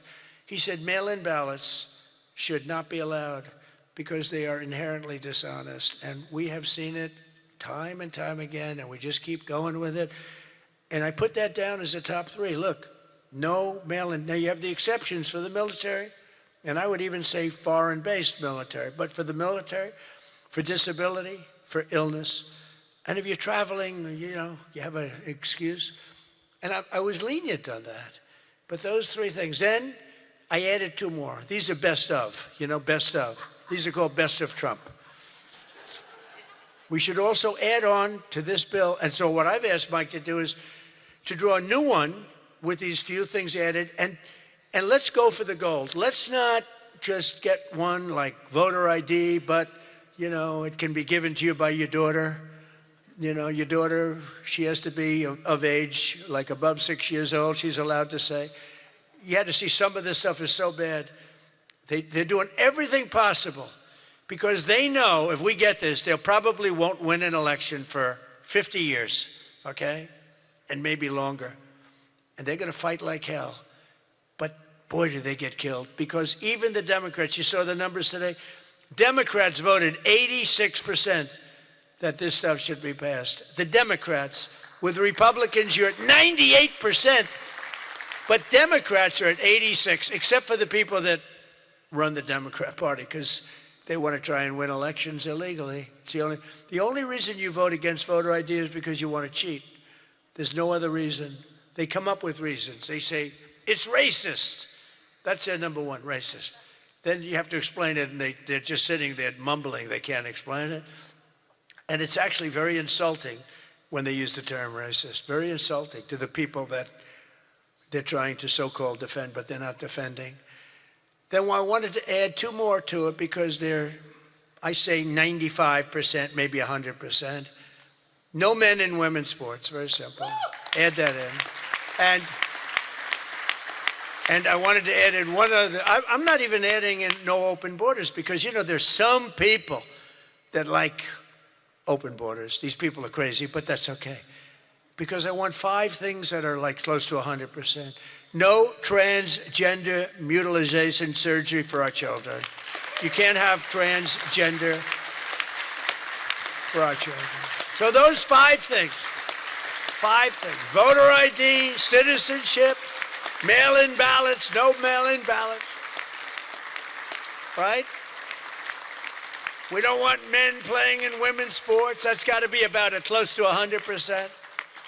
We don't want men playing in women's sports and no transgender mutilation of our children. Now, that should be the easiest thing to get past that you've ever had. Each one, it's best of Trump. Those are best of Trump. I have some that are very popular, but I wouldn't put them in that category. This is the number 1 priority. It should be for the House. And I'd like to ask Tom, Steve, Mike, all of you, if you would, I'd like to have you go back and Lisa, hello, darling. She was screaming her affirmation of what I said. The kid went wild. She was so happy that somebody finally said, let's vote on this. Lisa, you're going to get it done. Okay, I'm going to count on you. Forget the men up here. I'm going to count. But it's actually a matter in a serious way of national survival. We can't have these elections going on like this anymore. You know, you use paper ballots. If right now they have watermark, it's so safe, it's so good. You put it, it gets under a light. It says, you know, a code. It's very, very hard to cheat. Another thing, and I don't even bring this up, it costs 7% the cost of those crazy machines. You know, I love the machines where they get the machines, they spend all this money, and they announce during the election that the tabulation will go along for another 3 weeks. Right? With mail-in voting, you know, there's not a country in the world that does mail-in ballots anymore. They tried it. France tried it. It failed. They go to paper ballots. They're all doing paper ballots right now. Most of them are doing paper ballots, except us. And nobody is doing what we're doing. And there's no elections so corrupt as the elections in the United States of America. And we can solve them with this. And the reason I put those other two that have not much to do with it is because they are equally popular, and I think it might help us. And for those people that like FISA, I said maybe you put them together because a lot of people feel very strongly about FISA. Some people don't, but the people that want it, they really want it. And generally, for whatever reason, they're opposed to what we're saying about, you know, about the ballots and about citizenship and all of those things. And so put them together and you might get a vote, but we have to get it done. And then we have to get the Senate to do it. But if you could send a bill up to the Senate, we're going for the gold. We don't want what was said. The SAVE Act, it was all right. Nobody knew what the hell it was, including me. I kept saying, what's this? Save America Act. Don't ever say SAVE Act again. It's a loser. The SAVE Act. Nobody has any idea what are we trying to save? It's the Save America Act. If you could send it up in full form, meaning just straight, we will, I think the Senate has to approve it. I really do. I think, and they're going to have to go to the filibuster, and maybe it's going to be the talking filibuster like the old days, the great Jimmy Stewart, right? Remember the great movie, Jimmy Stewart? But they have to get it done, because if we don't get this done, if it takes you 6 months, I'm for not approving anything. I'm for not approving anything. I don't think we should approve anything until this is approved. And they can't win politically. Look, you have them in a corner, and they're listening to every word I'm saying, and it doesn't matter, because they can't win it politically. Because when they say, we don't want voter identification, we don't want proof of citizenship, all these things are just losers for them.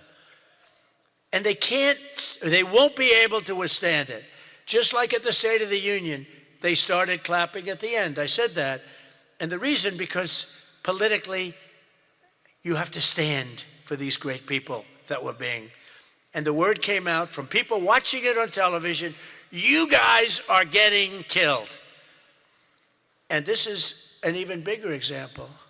So if I could ask the people in this room to go for the gold. We're going for the gold. We're not going for the bronze.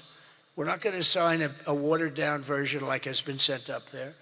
Let's go for the gold, and let's just not accept anything else. I'll tell you what, I'm willing to just sort of say I'm not going to sign anything until this is approved. I really am. That's how bad it is. And we're going to have to push the Senate, because you have 4 or 5 senators that are, I don't know, 4 or 5 Republican senators. You'll have to explain them to me, but we're not going to get into that. But we're going to push them to get it done, because I don't think you can politically exist if you're not going to do voter ID and these things. I don't think the people in this country will stand for it. So I'm making my biggest plea tonight. It'll make you, and I'm not doing it for this reason at all. It'll guarantee the midterms. It'll guarantee the midterms. If you don't get it, big trouble, my opinion. If you get this, your midterms, and they know it. For 2 reasons. Number one, they won't be able to cheat. And number 2, the people are demanding it. Every time I go out, Save America, sir, Save America Act. We want the Save America Act, sir. That's all they talk about. They don't talk about housing. They don't talk about anything. That's what they talk about. And if you send it up there, you're going to win the midterms at levels that you can't even believe. and you're going to win every election for a long time until somebody really screws things up, and hopefully that won't happen. But I've never been more confident that if we keep these promises and deliver on this popular agenda, the American people will stand with us in overwhelming numbers, just as they did in 2024. I heard Mike say it's actually 78 million votes, but it was actually 86. You know, they cheated like hell, but it was too big to rig. Remember? I won 3 times. First time was great. Second time, they cheated like hell. It was COVID. And their cheating was at an inspirational level. We can't let that ever happen again. And then they cheated again in the last election, but I went up. The term I used most was too big to rig. You got to go out. Don't believe, because we had polls having us way up. I said, don't believe the polls. Go out and vote. Make it too big to rig. And that's what happened. A couple of races they cheated on, they got away with it. A couple of Senate races, my opinion. But we have to make it too big to rig, and that's what we did. But we shouldn't have to win an election that way. You're going to have a hard time winning elections that way. So you got to get that passed. And if we fight, we will win, and we will make our country safer and stronger and richer and greater than it ever has been before. And I want to say, very importantly, because they would like you not to say this, because this is a terrible thing in their opinion to say, God bless you and God bless America. Thank you very much, everybody. Thank you very much.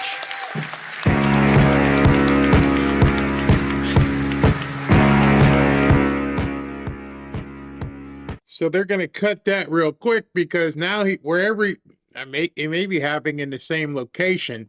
Not really sure, but he's doing a press conference at 5:30. Supposedly it is now already 5:40. So I'm not sure if they're just going to go play the music and then turn around and just start taking a press conference. So I would assume, since it's in Doral, it will be in the very same location. And as soon as they turn it around, or wherever he's going to be going, we'll definitely go ahead and take it. So I'm not really sure how they're gonna do this, but President Trump will be doing a press conference momentarily, and of course, as soon as he comes out, we'll take you there. He was fired up, as he should be, because the Republicans aren't getting the job done. All right, let me talk to you real quick about one of today's sponsors, which is Brightcore. I saw a comment and somebody said, I've been taken by Kimchi, and hey, everybody, just make sure you're near a bathroom, which I thought was the funniest thing ever. You know, the next pandemic, according to experts, isn't going to be a virus. It's antimicrobial resistance, or when antibiotics no longer work. But here's what they're not talking about. The real damage isn't just resistant bacteria. It's what decades of antibiotic overuse does to your gut. Antibiotics don't just kill the bad bacteria, they wipe out the good ones too. And when your gut microbiome gets thrown off, everything starts to break down. Immune function, metabolism, inflammation control, even brain health. And the most powerful way to rebuild that kind of microbial diversity is through a century-old fermented food, kimchi. Kimchi contains over 900 unique strains of beneficial probiotics that are naturally antimicrobial, which means it's antibacterial, antifungal, antiviral, and antiparasitic. Because it's not about killing everything, it's about restoring balance. That's exactly why Brightcore created Kimchi One. It delivers a full microbial ecosystem of fresh kimchi in convenient daily capsules. Cold processed, dried to deliver all the nutrition of natural fermented kimchi. If you want to strengthen your gut, support your immune system, and rebuild microbial diversity the right way, go ahead and get yourself some kimchi. So you can get some kimchi right now. If you give my friends at Brightcore a call, or just by clicking the link in the description below for 25% off your entire order, or for an even better deal, you can call my friends at Brightcore for up to 50% off your order and free shipping. Give them a call now at 888-418-6738. And as you guys know, many of the people right here in the Fanfare family have been using hold on one second. I've been using Brightcore, have been using Kimchi, and they can they swear to it. So I hope you guys would give it a shot. Let me see if SV's got anything for me in here before we go to a break. Where's SV at? Is he in here? There he is. What you got? Anything new? I got a couple things, Barry. Let's first start with the stock market. It ended up on a positive note. The Dow Jones went up 239 points. S&P was up 56. So much for panicking. Oh, well. Okay. And then Mario's reporting that the U.S. is moving aerial refueling tankers and other aircraft from Prince Sultan Air Base in Saudi Arabia back to Europe over concerns of potential Iranian missile attacks. Let's see here. Nick Sortor, he says that Greg Gutfeld just demolished leftists trying to turn Muslims into victims after the bombing attempt. He says, this is what you get, suicidal empathy. We extend our hand, they want to chop it off. We forfeited the expectation of assimilation. We don't even demand it. We're too scared to reject their anti-American positions, all for the sake of appearing tolerant. They still have missiles to fire? Probably some fireworks. That's about it. Oh, man. Let's see. We got Mario. He wrote that Putin and Trump held a 1-hour phone call to discuss the wars in Iran and Ukraine. Excuse me. Putin pushed for a quick political settlement to the U.S.-Israel war with Iran and told Trump Russian forces are making significant progress on the battlefield in Ukraine. The Kremlin described the call as serious and constructive. And that's all I got right now, Barry. All right. Well, I've got the feed up, so he must be walking from one corner of the resort to the other to get ready for this press conference. So he's gonna be taking that. Thanks, SV. He's gonna be taking that press conference, and of course, we're gonna go right to it as soon as he comes on, just to show you guys. See, it's set up for him to come out there. After just doing a long speech, now he's going to go do a press conference. And as soon as he comes on, we will definitely take it. Busy news day. Oh, and just to let you know, whatever time we're done here, going to take a break, have some dinner, and then tune in tonight at 8 o'clock or so. And we're going to be showing the movie Melania tonight. So I'm going to start off with the interview I had with the producer of the movie, and then we're going to do a jump right over into the movie. And if you haven't seen it, it's probably not something that you would have thought. I thought it was going to be, when I first went to see it with Robin, we thought it was going to be like political. No, it's really, really cool. And if you're into fashion, you're going to love it because, of course, she was a supermodel.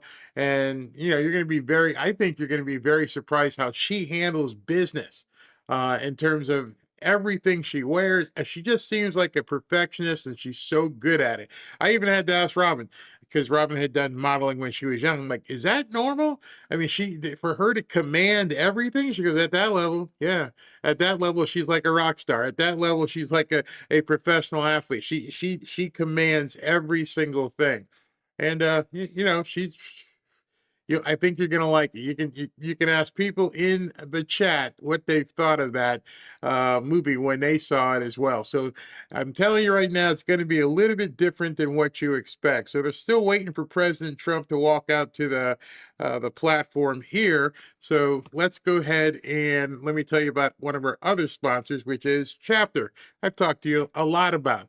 Medicare is confusing, and as someone myself who turned 65 and had to deal with it, I can confirm that keeping track of enrollment periods and doing all that stuff, understanding all your options and making sure you're on the right plan takes a lot of time and energy. And between Medicare scams, corrupt agents, and bloated insurance companies, it's easy to make mistakes that can cost you thousands. That's why I am happy I just, decided to go with, they were a sponsor, but I'm like, hey, listen, I turned 65. Let me get some Chapter. And I didn't know that you could, it's not when you normally have insurance, it's for you or your family, your spouse. Well, Robin, you can't do that. It's completely separate. So I learned something in that process. They're honest, and the only Medicare advisor that looks at every plan nationwide, helping people save an average of $1,100 per year. $100 per month savings. That's pretty good. People are relieved when they finally talk to Chapter. They're very busy, but just, try to get the phone call. If you can get an appointment booked for them to talk to you, you're going to be able to save probably as much as $100 a month. They won't push you to buy a plan you don't want, and your support is completely free. So if you're turning 65 soon or have questions about your current Medicare coverage, call them at 475-328-3545 to get the most out of Medicare. And most people who call them wish they just called sooner. Or you can go to the website, askchapter.org/Barry, for more information as well. All right, we're going to take a 90-second break while President Trump is getting ready.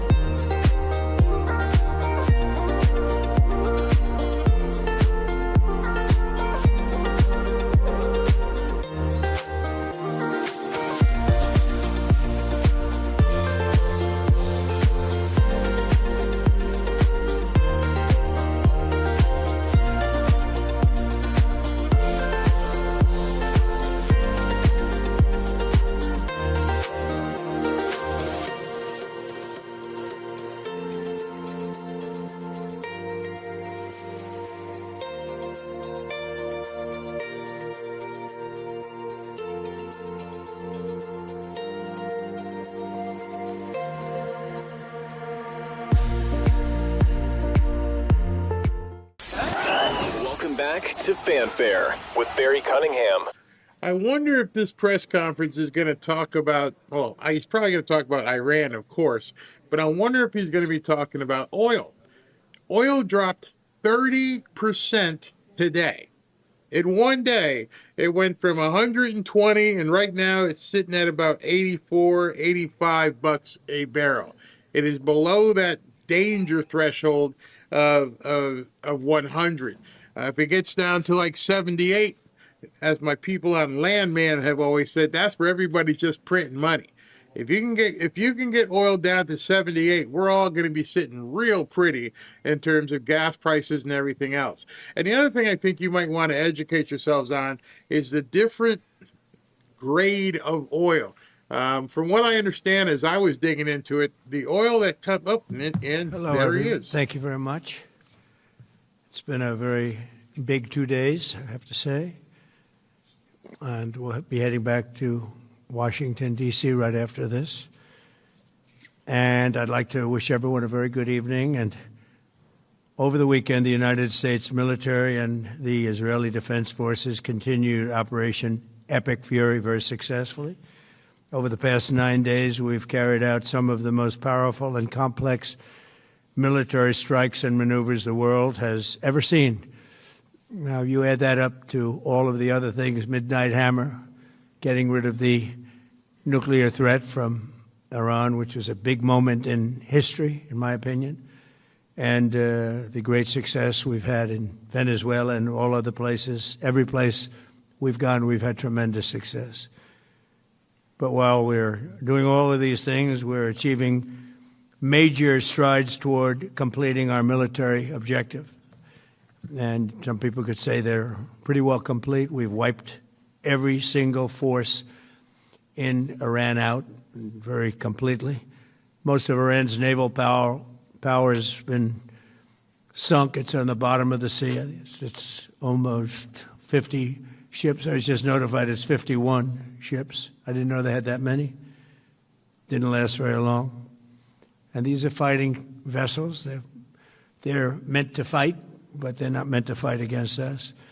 We continue to target Iran's drone and missile capabilities. Their drones are way down. Their drone manufacturing has been hit starting today. We know all of the places they manufacture the drones, and they're being hit one after another. Their missile capability is down to about 10%, maybe less. We're also hitting where they make missiles and where they deliver missiles. We've struck over 5,000 targets to date, some of them very major targets, and we've left some of the most important targets for later in case we need to do it.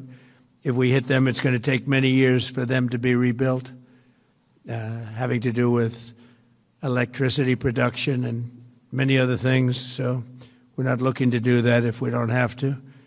But they're the kind of things that are very easy to hit, but very devastating if they are hit. We are waiting to see what happens before we hit them.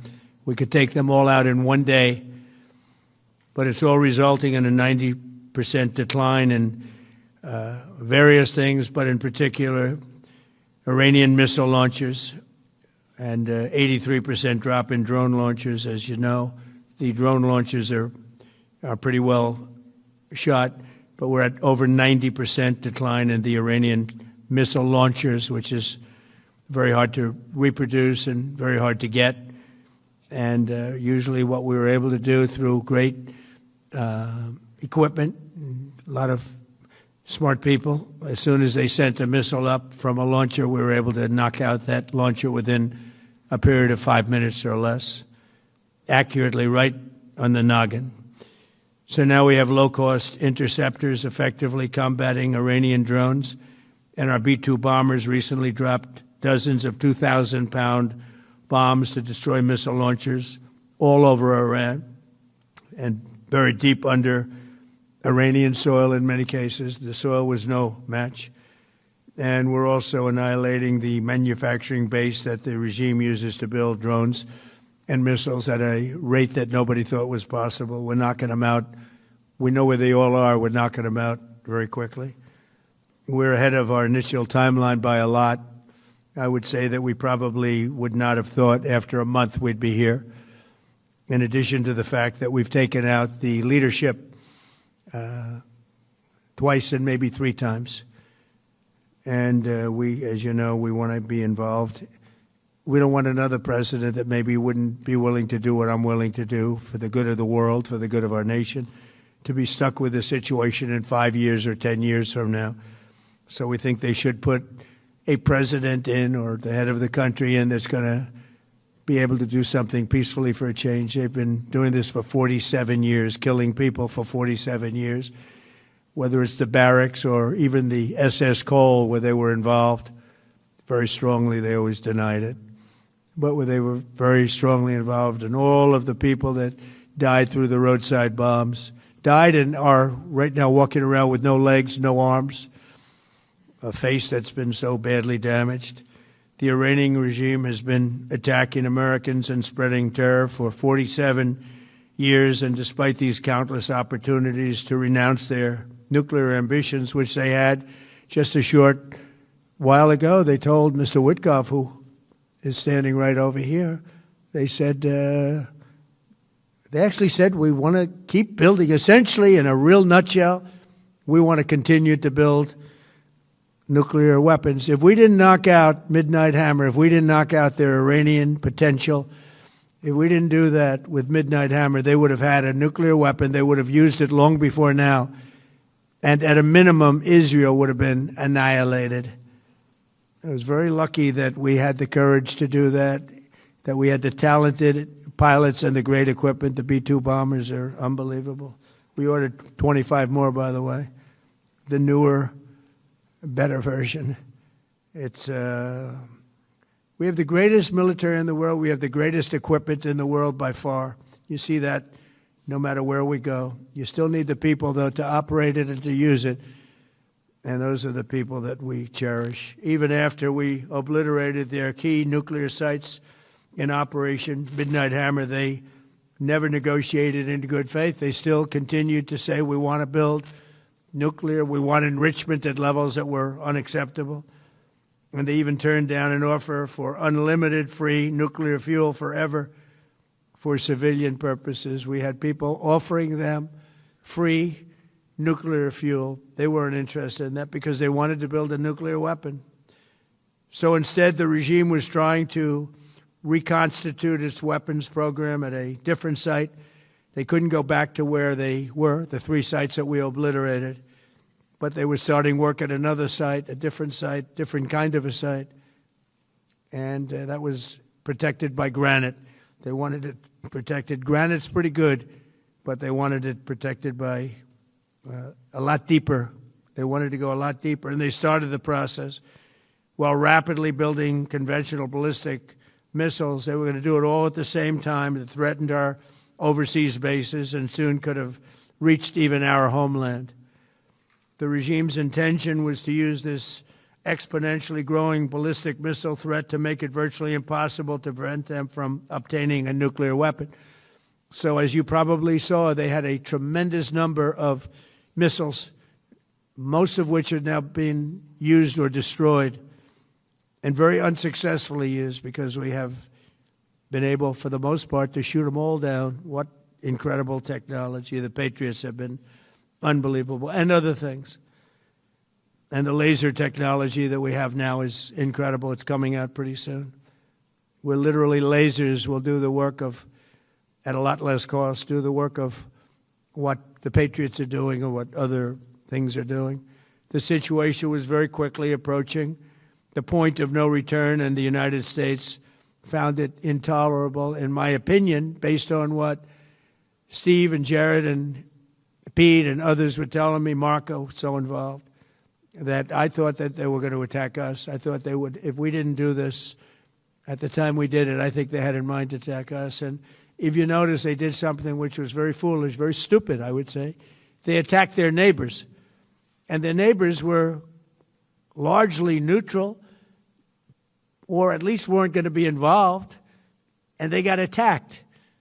And it had the reverse effect. The neighbors came onto our side and started attacking them, and actually quite successfully. If you look at Saudi Arabia, you look at UAE, Qatar, and others, but they were strong and they were smart, but they got attacked. Nobody, when I first heard it, I said, no, somebody made a mistake.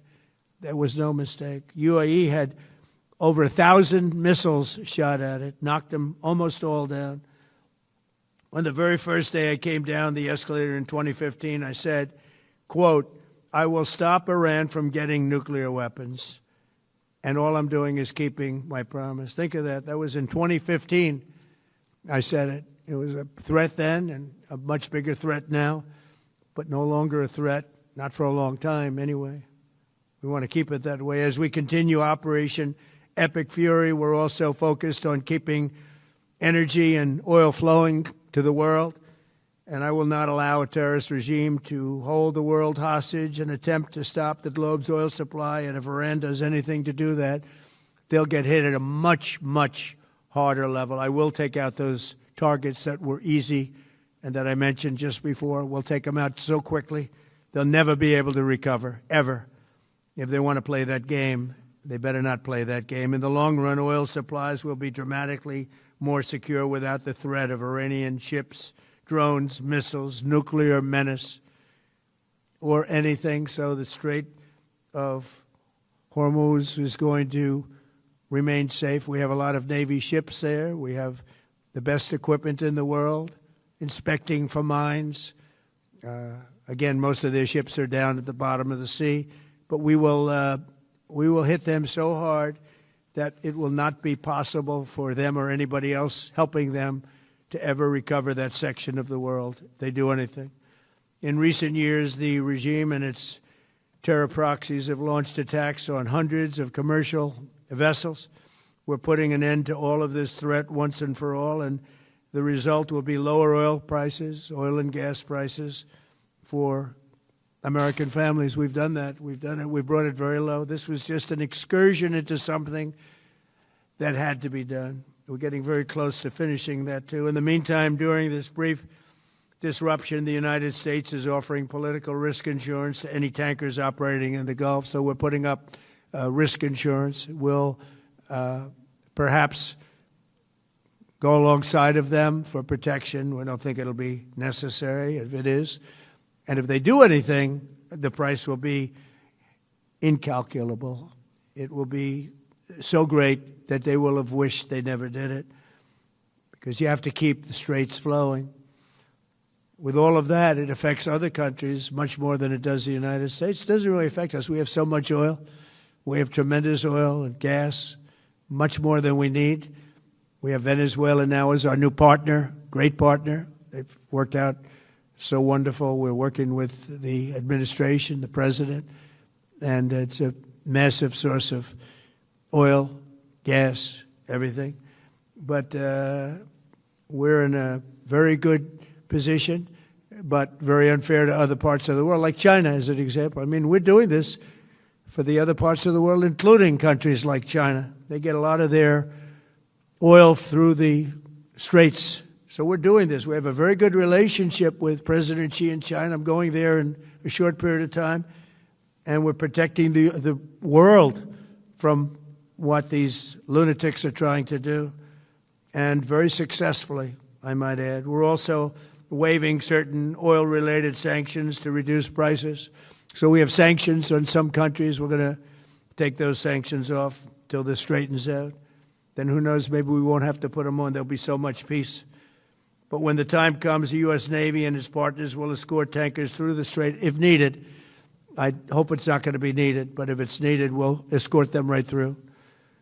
And we have the greatest mine-sweeping ability. We have the greatest ships, and all of we know exactly where they're placed. We'll get them out of there very fast, but we hope we don't have any of that. And again, if they do that, if they play that game, we're going to hit them at a level that they have not seen before. So we're winning very decisively. We're way ahead of schedule.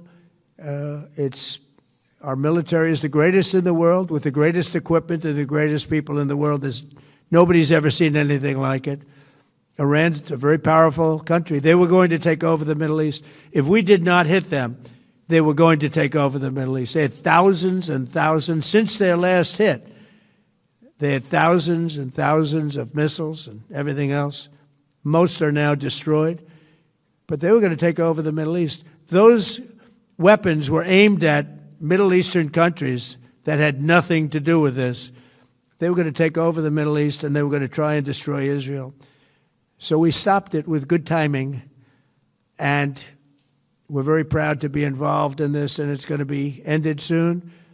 And if it starts up again, they'll be hit even harder. Thank you very much for being here. Go ahead. Any questions? Thank you so much. Go ahead. Do you approve of Iran's new supreme leader? And secondly, can you tell us more about your call with Russian President Vladimir Putin today? Yes. What did you discuss? Yes, I had a very good call with President Putin. We had a lot of people on the line from our side, from his side. We were talking about Ukraine, which is just a never-ending fight. And look, there's tremendous hatred between President Putin and President Zelensky. They can't seem to get it together. But I think it was a positive call on that subject. And we obviously talked then about the Middle East. And he wants to be helpful. I said, you could be more helpful by getting the Ukraine-Russia war over with. That would be more helpful. But we had a very good talk, and he wants to be very constructive. Yeah, please. Yeah, please. Thank you, Mr. President. On Iran, you called it an excursion. You said it would be over soon. Are you thinking this week it will be over? No, Are you talking but soon. about days? I think soon. Okay, and with respect Very to... soon. Look, everything they have is gone, including their leadership. In fact, there are two levels of leadership, and even actually, as it turns out, more than that. But two levels of leadership are gone. Most people have never even heard about the leaders that they're talking about. So it's obviously been very, very powerful, very effective. To Cuba, you said that Cuba wants to make a deal. Yes. What would the United States get in return for that, and why should Americans trust Marco Rubio to negotiate it? Well, Marco Rubio is doing a great job. I think he's going to go down as the greatest Secretary of State in history. Look at what we've done as a presidency. Look at what we've done as an administration. They trust Marco, and so do the American people trust. He's been successful no matter where he's been. He also speaks the language, which is always nice and always helpful. But he's dealing, and it may be a friendly takeover. It may not be a friendly takeover. It wouldn't matter, because they're down to, as they say, fumes. They have no energy. They have no money. They're in deep trouble on a humanitarian basis. And we don't want to see that, but they were very, very bad to a lot of people, as you know, and a lot of people living on the Cuban-American vote, which I got at record levels. Very important. Those people are very important to me. I know what they went through. They went through hell. Some of them have gone on to be some of the most successful people in the country. Cuban-American business people, some of them are like the most successful in the country. And a lot of them are friends of mine because I've been fighting this battle with them for a long time. The Castro regime was brutal, but they lived off Venezuela. Now they don't live off Venezuela. Sends them no energy, no fuel, no oil, no money, no nothing.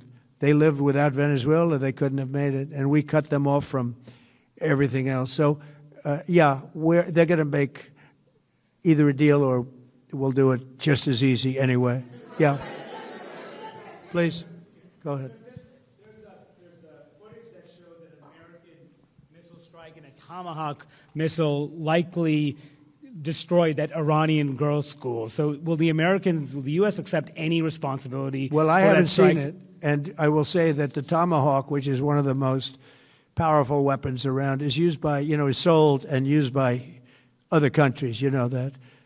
And whether it's Iran, who also has some Tomahawks, I wish they had more, but whether it's Iran or somebody else, the fact that a Tomahawk is very generic. It's sold to other countries, but that's being investigated right now. Yeah, please. Thank you. Mr. President, you've said the war is, quote, very complete, but your defense secretary says this is just the beginning. So which is it, and how long should Americans be prepared Well, I think for you could this war say to it last both. for? It's the beginning of building a new country. But they have no Navy, they have no Air Force, they have no anti-aircraft equipment. It's all been blown up. They have no radar, they have no telecommunications, and they have no leadership. It's all gone. So, you could look at that statement. We could call it a tremendous success right now as we leave here. I could call it, or we could go further, and we're going to go further. But the big risk on that war has been over for 3 days. We wiped them out in the first 2 days. When you think about it, it's incredible. We wiped out a big Navy, very powerful Navy. These were ships. These were serious ships. These were ships that you buy when you want to win battles. They're all on the bottom floor. The sailors are all running off the ships. They refuse to get on the ships. The Air Force is gone. Everything's gone. The missiles are down to a trickle. The drones are down to probably 25%, and they'll soon be down to nothing. We'll have where they manufactured the drones are under fire as we speak. They're being hit. So the rest is going to be determination as to my attitude, along with the people in the Trump administration, what we want to do. Thank you. Yeah, please. Can I ask you, you mentioned you were going to waive certain additional oil waivers or sanctions. Can you talk a little bit more about that and address in particular? Well, we're looking to keep the oil prices down. We went artificially up because of this excursion into a very positive thing. I mean, this was an excursion that a lot of people wouldn't have done. I knew oil prices would go up if I did this, and they've gone up probably less than I thought they'd go up. But I don't think anybody thought we were going to be this quickly successful. This was a military success, the likes of which people haven't seen. We have the best military. We have the best equipment. We have, I believe, the best generals. We have the best. And this went very quickly. We talked about that with President Putin. He was very impressed with what he saw because nobody's ever seen anything quite like it. Iran was a very powerful military country with all of the missiles. Now, you had the double attack. You had the original attack with us and Israel, and that knocked them for a loop. Then you had the B-2 bombers, which took out their nuclear capability, and they would have had a nuclear weapon within 2 weeks to 4 weeks. And they would have used it long before this press conference. And we might have had a much different press conference if we had a press conference at all. But it's been amazing. The military success that we've had is truly unprecedented. You've told your congressional colleagues that you will not sign any piece of legislation until the Save America Act is passed. Does that include the confirmation of Senator Mullen as your next DHS secretary? Does that mean a DHS funding bill? And Senator Thune said today it's not a matter of whether or not your Republican colleagues agree with the policy, it's about changing the process. In other words, getting rid of the filibuster to get there. So in order to get it, you're going to need Democrat votes. And what we're saying is the Save America, not the SAVE Act, which nobody knew what it was, the Save America Act, the Save America Act. And that's voter ID. We want voter ID. When a voter, we want to be able to see a picture of the voter. We want to be able to see that the voter is legitimate. We want, very importantly, confirmation that this voter is a citizen of the United States of America, and we want no mail-in ballot scams. So we have exceptions for the military, for sick, for disabled, and for people that are away, business trips or whatever. Even vacations will be very liberal in that. We've added two things to it: no men in women's sports and no transgender mutilization of our children. We don't want it's mutilization of our children, and we don't want that. So we added those two things. That's the 5 points. We have 5 very good points. It polls at 86% with Democrats. Think of that. The overall vote is 86%. With Republicans, it's 98%. And the only one opposed to it is a Democrat leadership because they cheat. They want to cheat. So we added those 2 points. We're going for the gold, and we're going to have to fight like hell. Now, certain things will happen. Certain things will take place. I'm here to do a great job for the country. But we don't have a country if we're going to have elections that are so corrupt and so dishonest like we've witnessed over the last period of time. You know, as an example, virtually nobody has a system of mail-in ballots like we have. No other country in the world. France went away from it. They all went. You know why? Because it's corrupt. And Jimmy Carter, when he had a commission, frankly, I think it's probably the best thing Jimmy Carter did. He said, you can't have mail-in voting because it's inherently dishonest. And it's turned out to be totally dishonest, so we're going to fight for it. Yeah. Activated any sleeper cells inside the U.S. There's reports that they have pressed that trigger button to activate those cells, at least abroad. Well, they've been trying for a long time. We've been very much on top of it. One of the things we have to do is get the Democrats to stop the Democrat shutdown, because, as you know, the apparatus that looks into that, Schumer and the Democrats have shut it down, which tells you they probably hate our country a lot. But the Democrats have to open that up. But we've got very, very good intelligence into that. We know a lot of different things that have happened that have been very bad. A lot of them came in during the Biden open border period, but we have them under, we've got them, we're watching every single one of them. Yeah, we know a lot about them. The biggest problem we have is the Democrat shutdown. We know a lot about them, but the shutdown doesn't allow us to do what we have to do. Have to take him out? Does he have a target on his back? You mean the new Supreme Leader? You mean the son? How can there be an Iran? Well, I don't want to say that, but you know, I was disappointed because we think it's going to lead to just more of the same problem for the country. So I was disappointed to see their choice. Thank you, sir. You've said you have someone in mind to be the new Iranian leadership, if not the Ayatollah's son. What are you looking for in that person? Are you looking at someone internal, given that you just said that their leadership has been decimated? I like the idea of, internal and eternal, come to think of it. But I like the idea of internal because it works well. I mean, I think we've proven that so far in Venezuela. We have a woman, Delcy, who has been, president of the country, very respected, she's doing a great job. And it's, no disruption.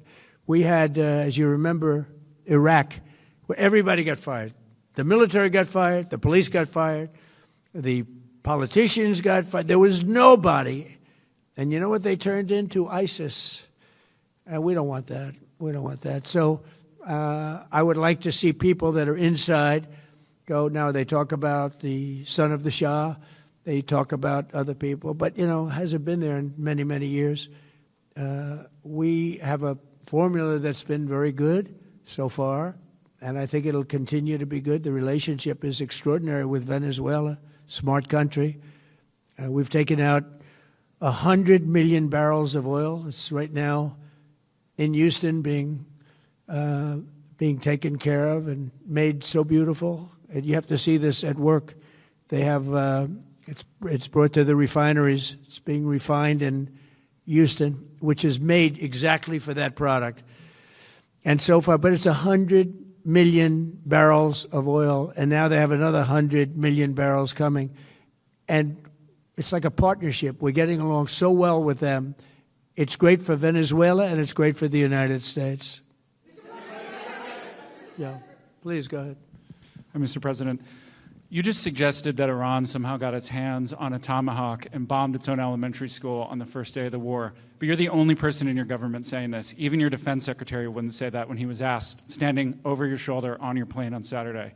Why are you the only person saying this? Because I just don't know enough about it. I think it's something that I was told is under investigation. But tomahawks are used by others, as you know. Numerous other nations have tomahawks. They buy them from us. But I will certainly, whatever the report shows, I'm willing to live with that report. Yeah, please. You said earlier that we've already won in many ways, but we haven't won enough. What do you consider enough? What's your baseline? Where they're not going to be starting the following day to develop a nuclear weapon. Where they'll look at that man and some other people from the administration and say, all right, we're not going to do it. They were not willing to say that. And when Steve called up and he said that to me, I said, well, here we go. Let's do it the hard way. But the hard way, I think, is probably the easy way. When basically I can see that they will no longer have any capacity whatsoever for a very long period of time of developing weaponry that could be used against the United States, Israel, or any of our allies. We have great allies in the Middle East, great countries that are allies. And they were staying out of it until they got hit. Someday they'll have to do a story. Why did he do that? Why did they do that? But they were going to hit them. If I didn't hit them first, they were going to hit our allies first. I believe, upon information and belief, but I believe that he was going to, they were going to take over the Middle East. They were looking to take over the Middle East. Now, had Operation Midnight Hammer not taken place, that was definite, because they would have had a nuclear weapon within a matter of weeks. But that took place. That was a setback. But look at the number of missiles they were able to buy and make over the last 6 months. And those missiles were aimed at various countries. And when you look at over 1,000 missiles shot at like UAE, they were looking to take over the Middle East. We got there first. We're lucky. I'll tell you what, the Middle East and those countries, very rich countries, are very lucky that I was president instead of somebody else.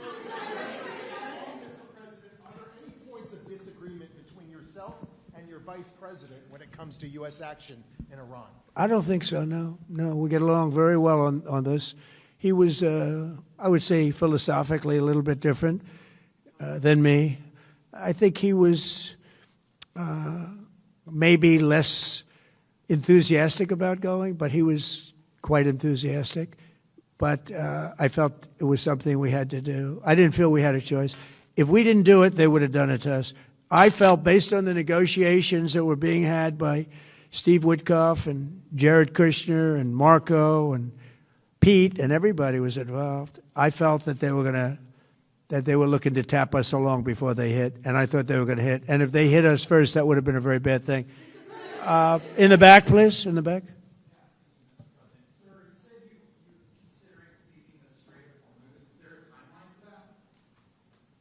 About the Strait, you mean? Yeah, well, I want to keep it open. I want to keep it good. You know, it doesn't pertain to us so much as it does to China. We're really helping China here and other countries because they get a lot of their energy from the Straits. But, hey, look, we have a good relationship with China. It's my honor to do it. Yeah. Secretary, you have called him an unacceptable choice. So does he have a target on his back? And how can you say I don't want to say whether or not he does because that would be inappropriate. But hey, look, I had a target on my back because, as you people wrote pretty well, they caught the assassin that was after me. So we just got them first, but they caught the assassin. They have him now in custody that was after me. So, but people don't like to mention that, but they did catch him. And I'd like to congratulate our military, Secret Service, FBI, all of the people that worked on that, but they did. Yeah, please. Go ahead. No, go ahead, please. Thank you, Mr. President. You promised the Iranian people you would help them, but it sounds like you're willing to end this fight after your military objectives have wrapped up. Isn't that a betrayal of the people? Will I help them? I'd like to, if they can behave, but they've been very menacing. They're great people. They have an amazing population. It's amazing, smart, brilliant, energetic. They have a great, I'd love to help them, but they have to be in a system that allows them to be helped. And right now they're in a system that only allows failure. And I don't want that. And I want a system that's not going to be attacking us. We want a system that can lead to many years of peace. And if we can't have that, we might as well get it over with right now. Yeah, please. Mr. President, as of today, there have been 8 U.S. military fatalities associated with the war in Iran. How many American deaths are you willing to have in this war? Well, as I said before, when you have conflicts like this, you always have death. And I was at Dover yesterday. I met the parents, and they were unbelievable people. They were unbelievable people, but they all had one thing in common. They said to me one thing, every single one, finish the job, sir. Please finish the job. And I'll leave you at that. Thank you very much, everybody. Thank you.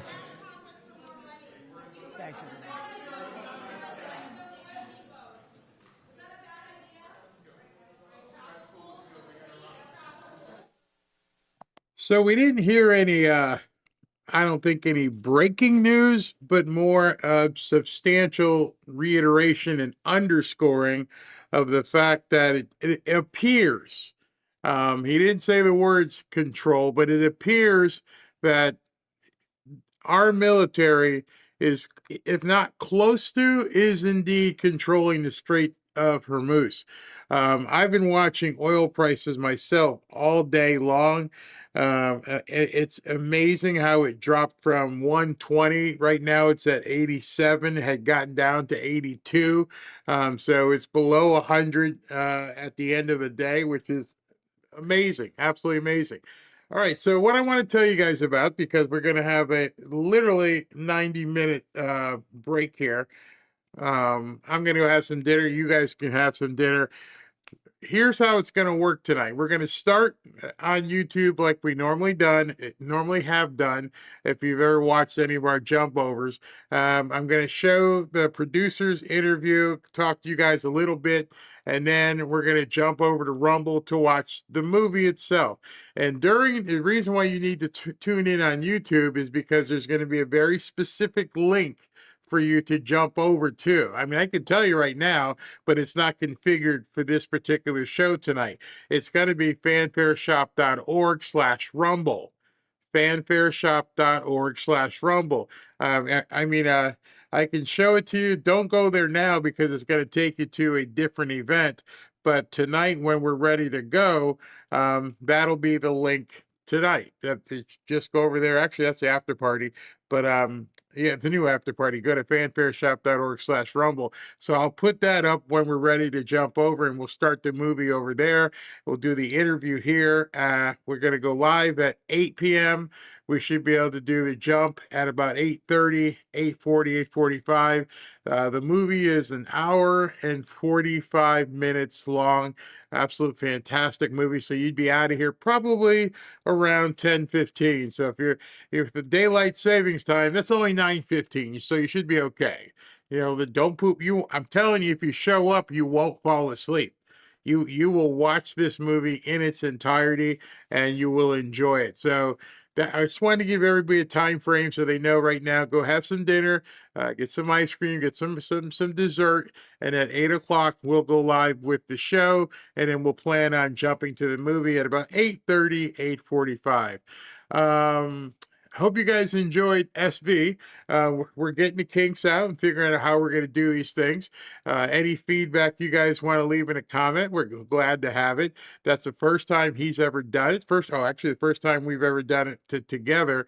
And we're just going to get real comfortable in doing it and making it, seamless whenever we need to break for any breaking news. So hope you guys enjoyed. Now you see the guy behind the behind the handle there. All right, so let's look at doing the super chats, and then we can get out of here. Let's see here. All right. Lap says, I trust Trump 100%. He will eviscerate our enemies and destroy the deep state. That press conference was a little, I just wonder if it was for somebody else's benefit, because he called a 5:30 emergency press conference, and it didn't seem all that pressing, no pun intended, but nonetheless, we heard from the president twice. Pekovsky could show gold, could show silver. The hat is coming. I'm not sure if I know what you mean. Back broad, take Carrick Island and boot on the economic heart. Yep, remember, look into that. Look up Carrick Island. Pekovsky, thank you. Nicholas Lamonicus, thanks, Barry and Mods. Great to see SV. Great, glad you liked it. Tried ordering a cross, nobody home. Not sure what you mean. I know last week we had one of our partners who has a cross, but if that's what you mean, just have one of the mods give you the direct link. Raven Kirkendall, what was said? Interception of Terracell Plus. Oh, that was some information from Nick Sortor that said that they had intercepted some information about some non-Iran terror plots. Didn't say here, just said it wasn't in their country. I'm going to tell you something about that. John Villy, thanks, Barry and Mods, be there tonight. Thank you. Hope you'll enjoy it. Just want to tell you, you have to be very, very careful in what you see and what you spread and share here, because as I was watching, there were a couple of things in here that were complete BS. And what people are doing on X, because they want clicks, they're literally making stuff up. Literally making stuff up. There was one of the comments in here, not going to name any names, but the comment was a judge said that they had to tear down Alligator Alcatraz, which is a complete falsehood. But somebody posted it and somebody ran with it. So I'm going to show you something just in closing here, how to look at things and realize if they are true. Okay, let me do this. All right, this is Tim Burchett. Tim Burchett posted this. It's the price of gas is a scam. Good video. Now, if you didn't know Tim Burchett was the congressman, all you have to do, and I don't think Elon says this enough, but right up there, you see there, right there? If you click this button, Grok will explain to you, and they will tell you whether it's true or not. So if you just click that button, and, well, it comes up on the side here. Hold on. Let me see if I can pull it over. Hold on, I'm trying to find it. The explanation that Grok gave. Let me see where it pops up. All right, so if you click it, it pops up right there. And it says U.S. Congressman Tim Burchett, blah, blah, blah. This post coincides with a 27-cent national average gas price increase reported. Burchett's point on diesel. So any post, if you're wondering if you're reading a post, if it's true or not, you just click the little Grok thing. It'll say this is false. This is AI. This is made up. There is no news about this. So that way you're better informed when you're putting out stuff like somebody said they judge ordered Alligator Alcatraz to be destroyed, which is obviously not true. So just be cognizant of the stuff that you read, because people are going to purposely lead you astray. I don't know why they do it, but they do it. And in closing, I wanted to show you 4 posts that President Trump put up today. This was early this morning, 10:15. Australia is making a terrible humanitarian mistake by allowing the Iran national soccer team to be forced to go back to Iran, where they will most likely be killed. Don't do it, Mr. Prime Minister. Give asylum. The U.S. will take them if you don't want them. So the women's soccer team, some of them were trying to get asylum, and some of them wanted to go home. And he was like, "Don't do it. If you send them all home, they're gonna die." And that was at 10:16. He followed up with this one. This was asylum. He's claiming the story is absolutely insane. Senior Iranian regime propagandists threatened to have members of the women's soccer team killed because they didn't sing the national anthem at a game in Australia. So there's a picture of them, and a bunch of them decided not to sing, and they were threatened that they were going to kill them. Good people, kill them. The women were then basically held under armed guard in Australia by Iranian officials to prevent them from escaping.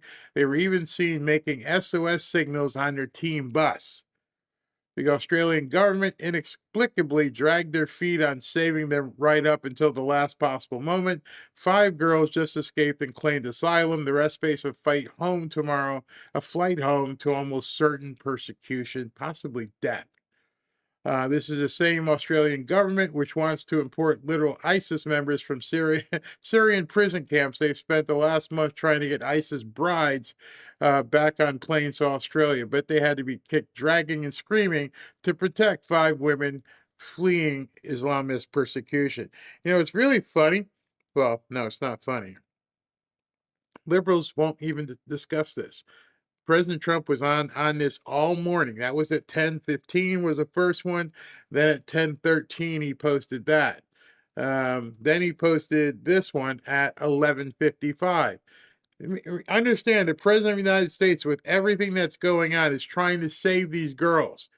I just spoke to Prime Minister Anthony Albanese of Australia concerning the Iranian national women's soccer team. He's on it. 5 have already been taken care of, and the rest are on their way home.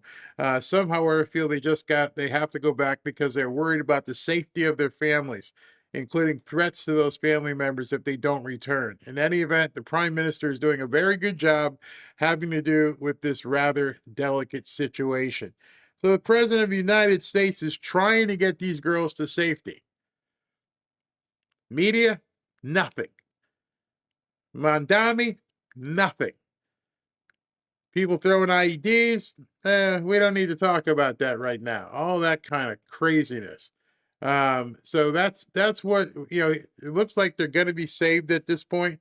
So that's good news, very good news that the ones that wanted to get away have indeed been able to get away. All right, so I'm going to go have some dinner, and I will meet you guys back here at, say, 8 o'clock.